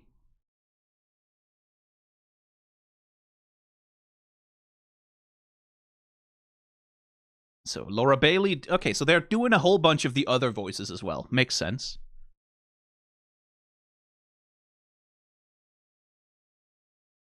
I'm not gonna look these people up on IMDb because I kind of know already. Hey, is it Matthew Mercer's? They've been in everything. That's the whole point. Ah, it was J.B. Blanc. Of course it was.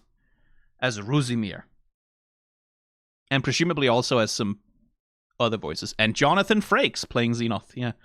Oh, that was Lucy Liu. Fuck yeah. And yeah, of course it was Yuri Lowenthal. I recognized the voice, but I was like, I recognize the voice, but I'm not sure who it is. Probably some working voice actor. Of course it was Yuri Lowenthal. Jesus Christ. It really is just the voice acting show, isn't it? Fucking Mark Strong is playing Trent. They got Mark Strong for that. Goddamn. Let's look at some people I don't know, though. J.B. Blanc, for those who don't know, I can't imagine it's very many people, but J.B. Blanc is Vander in Arcane. He's Braum in League of Legends. He's like a ton of voices in League of Legends at this point, and he's just a working voice actor who turns up absolutely everywhere. And once you get a feel for his voice, you can usually recognize him. He plays Jack the Winner in Legends of Runeterra, where he has like a really heavy South African accent. I really like that performance. Let's see, Ivana Sakno. A name I don't recognize immediately. Let's see, Tanaya Miller. Graham McTavish. I know you. I've seen your name before, but where do I know you from specifically? Red Child. That's a fucking cool actor name. And a Ming Na Wen, I know. Jobbing actor. Let's see, Ivana Sako. Where do I know you from? You were on Ahsoka. Played Amelia in Megan 2.0. Music video for Hosier. High Fidelity, a Green Day music video. Pacific Rim Uprising as a cadet. Working TV actor by the looks of it. A bunch of TV shows I haven't heard of, but... And looks like... I'm not sure what the language is, but it looks... Slavic? So... Eastern European in origin, I suppose. Now, Tanaya Miller. It's a name I've seen before, but I can't place it. Let's see. Yep, another working TV actor primarily by the looks of it. Showed up on Doctor Who a couple of times. Oh, Foundation. Interesting. Haunting of Bly Manor as Hannah Gross. Yeah, another bunch of TV series I've never really heard much about. Because I am not American. The Diplomat. Ooh, cool. Had a role on Watch Dogs Truth, Gangs of London. Not an extensive filmography, but they've been working since 2007, so working goddamn actor, that's for sure. Now, Graham McTavish, where the fuck do I know you from? I know you from somewhere specific. Let's scroll. Okay, that goes back to before I was born. That actor has been working since before I was born. Yeah. The Wind in the Willows as the Drunken Weasel. Banquo in a production of Macbeth in 97. Red Dwarf as Ackerman. Aha. Wait, you did a voice on Steel Tempest? Huh. Let's see. Played a role on Ali G. If anyone remembers that one from the early 2000s. Lots of TV miniseries. Played a role in King Arthur in 2004.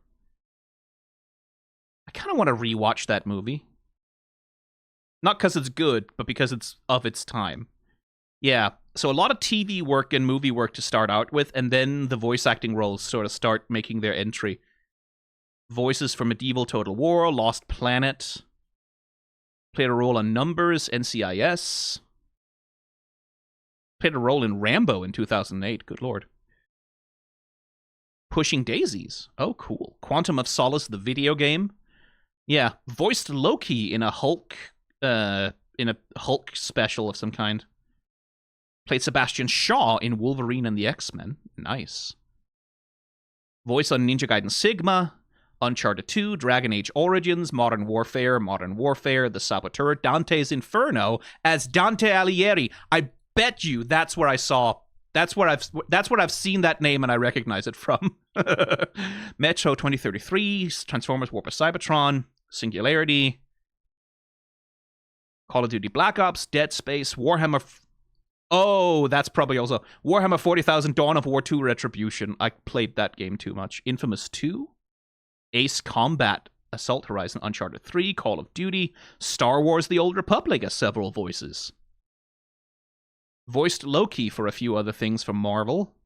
Played Dvalin in The Hobbit, An Unexpected Journey. Well, bad movie, but good performances, especially from the dwarves, I think. Yeah, Assassin's Creed 3, more Hobbit, Metro 2033 again. The Order 1886. Ooh, had a role in Creed. That's cool. More Uncharted, Halo Wars. More Transformers, Teenage Mutant Ninja Turtles. Sargasso Lucifer. 6 episodes of Lucifer. 42 episodes of Preacher. Goddamn. Played Fergus McDuck on DuckTales. And voiced Dracula in Castlevania. Right. Well, I mean, in Castlevania, it's very whisper performance a lot of the time, but that makes sense. Ooh, plays a role on House of the Dragon as well. Love, Death, and Robots, My Life is Murder, The Witcher, the TV series, 12 episodes of that, and 21 episodes of Outlander. That's a fucking working-ass actor. As for Red Child, not a lot of IMDb credits. I guess it's a nom de plume for someone who maybe has a career outside of this.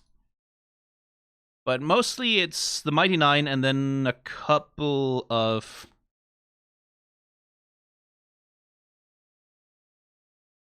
other things.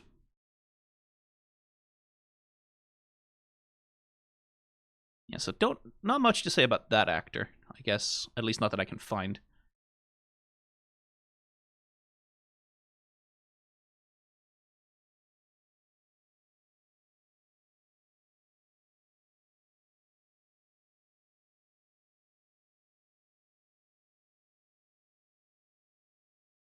Ainsworth Lynn did character design for that one. Oh, cool.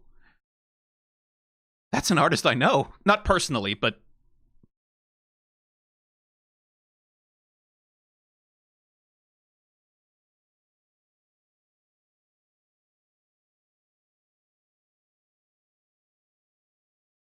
I wonder what the studio is that animated this. Presumably they'll pop that up at some point.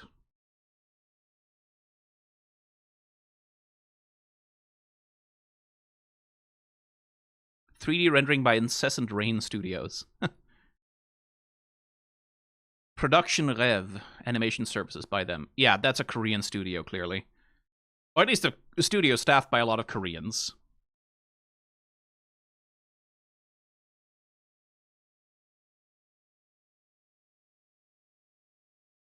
And, like, this is something that's pretty endemic to especially American animation. Most American animation you see has it, like, it's all outsourced. It's outsourced to various places. A lot of it is outsourced to South Korea. Like, I believe The Simpsons is 100%, like, they do storyboards like at the studio in the US, but then most of the animation is outsourced to Korean studios. And as you might expect, like, it's outsourced because the animators in South Korea don't get the same kind of pay, they don't get the same kind of working conditions, they don't have the same level of unionization that actors or that animators have access to, at least theoretically, in the US. So it's a lot cheaper. And the people who work on things for these South Korean animation studios, they do tend to get crunched pretty badly. I don't know if it's as bad as the Japanese animation industry. Because the Japanese animation industry is just like a slaughterhouse that grinds people into, you know, mid-budget isekai slop. But it is not great, right? So, and it's one of those things of, like, if you want to produce animation in the modern day, especially if, like, Americans want to produce animation, usually this is the option that, like, this is the kind of option that a studio like Amazon is willing to pay for. Is there anything good about outsourcing? I mean, in theory, very much in theory, it is a way for like a country like South Korea to build a domestic animation industry. By absorbing more work from overseas, they can keep a bunch of animators working and keep the competences up and have a bunch of functioning animation studios with good production pipelines that can then be ready to produce more high quality animation for like domestic film output. Like, it can be a way to support a domestic animation industry.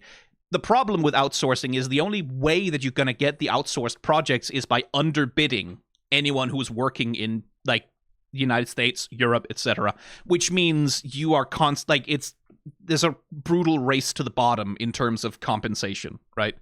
So like outsourcing is not in and of itself necessarily a bad thing as such. Like, it doesn't have to be if the studios in South Korea were properly unionized. Like, if all of the animators all across the world were properly unionized and they could all argue for their working conditions and had the ability to negotiate for decent pay and decent, like, then you would have a basis of competition wherein studios can't just outsource to any country where they're willing to let them crunch the animators to hell.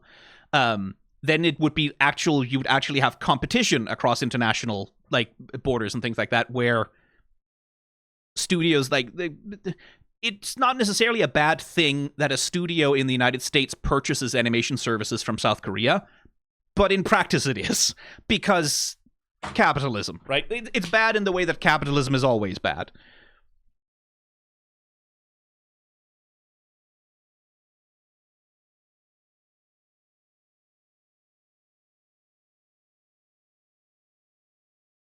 Right, like, because in theory, like, because this is something that's been done for many, many, many, many years, right? Like, outsourcing has sort of always been a part of how the animation industry works in many places, right? Like, it's always been a thing of like,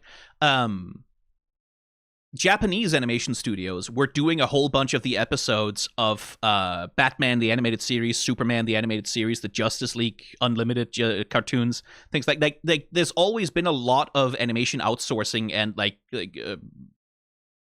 cross collaboration between the American animation industry and the East Asian animation industry. Not so much the Chinese industry for obvious reasons, but like that's been a thing for a long time. And like the work that Warner Brothers especially gave to what the fuck's their name? They worked with one studio especially a lot on Superman the animated series. What the fuck was their name? I can't fucking remember, but it's the same studio that made Akira. And like that studio and a lot of studios are able to keep themselves afloat between their own projects by having like smaller teams or teams that work on outsourced commission work for various like Western studios and things like that. It doesn't have to be a bad thing. It can be mutually beneficial. It's just Japan is also like just a brutal hellscape of neoliberal capitalism in the work market, right? And so the animators that work there are brutally exploited. Like, really, I believe it's getting better slowly as animators begin to speak out more, but like Japan has always been, since World War II and long before that, they've always been a fairly far-right country. And they've always been extremely like socially conservative, fiscally very neoliberal. No, not Gainax. And so union activity and socialist organizing in Japan has been brutally suppressed. And that's part of the reason why the work culture there is as toxic as it is. And that's something that's not, it's not one-to-one in Korea. Obviously, those countries have some things in common. But Korea also has a genuinely brutal like work culture and a genuinely brutal sort of approach to a lot of these things, especially when it comes to animation. Any industry that's not properly unionized, it's the United States exporting the worst excesses of its own capitalism to countries where like they can more efficiently dominate the politics of the local government, right? It's a whole thing. And I just very much hope that the animators who worked on this show, and like the show does seem to be not Freerun level quality, but fairly high quality. Hopefully that's a sign that they had time, right? Like they weren't being crunched to a relentless schedule, and I hope that they were paid well for their work. Because it's endemic in the animation industry, right? Like it's endemic in the animation industry that animators are underpaid and overworked. It's everywhere, and it's not okay or correct anywhere, but it is a thing of like, ooh, Titmouse did the opening titles, cool. It is a thing you have to know when you engage with animation, is that it's an industry that is not particularly kind to the workers that make them their money, even by the standards of, capitalism being what it is. And that goes for like studios like Spindlehorse as well, right? Like that goes for studios like Glitch as well. To the best of my knowledge, Glitch has been improving their working conditions fairly steadily over the last few years, but there hasn't been any reporting done on it. Like that's one thing, is we don't have a great independent press for animation very much, because like with the collapse of ad revenue and the consolidation of Google, like sort of killing the independent internet, the sites that were capable of supporting that work have basically gone. And we don't get a lot of good independent reporting on animation and working conditions anymore.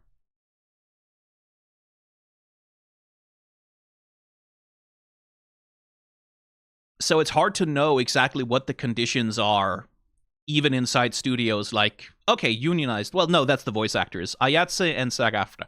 So at least the voice actors were working union. That's good. And if Ayatse is involved, presumably the domestic animation services that they had would have been working under union conditions. That would be good. I hope so.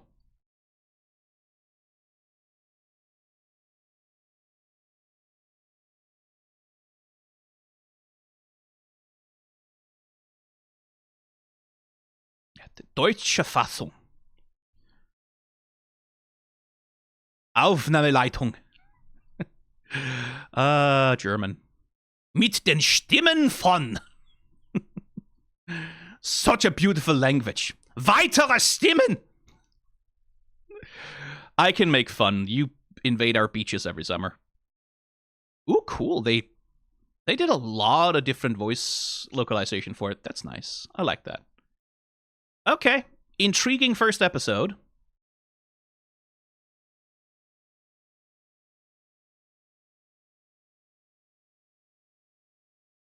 Really can't give enough compliments to the backgrounds. They are quite good.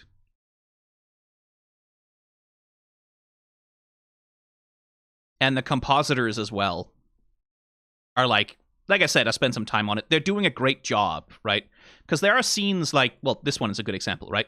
There are scenes where you want the characters to stand out from the background because they're the characters. They're supposed to be very readable. They're supposed to be very well lit relative to the background.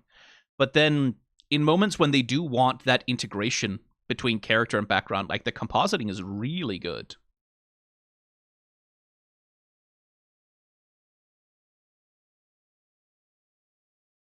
I want to see what your color scheme looks like. Anyway. Oh, Jesus Christ, I've been going for 2 hours. Okay, well, I guess I did have something to say about this show. I wonder how much I'll have to say about episode 2.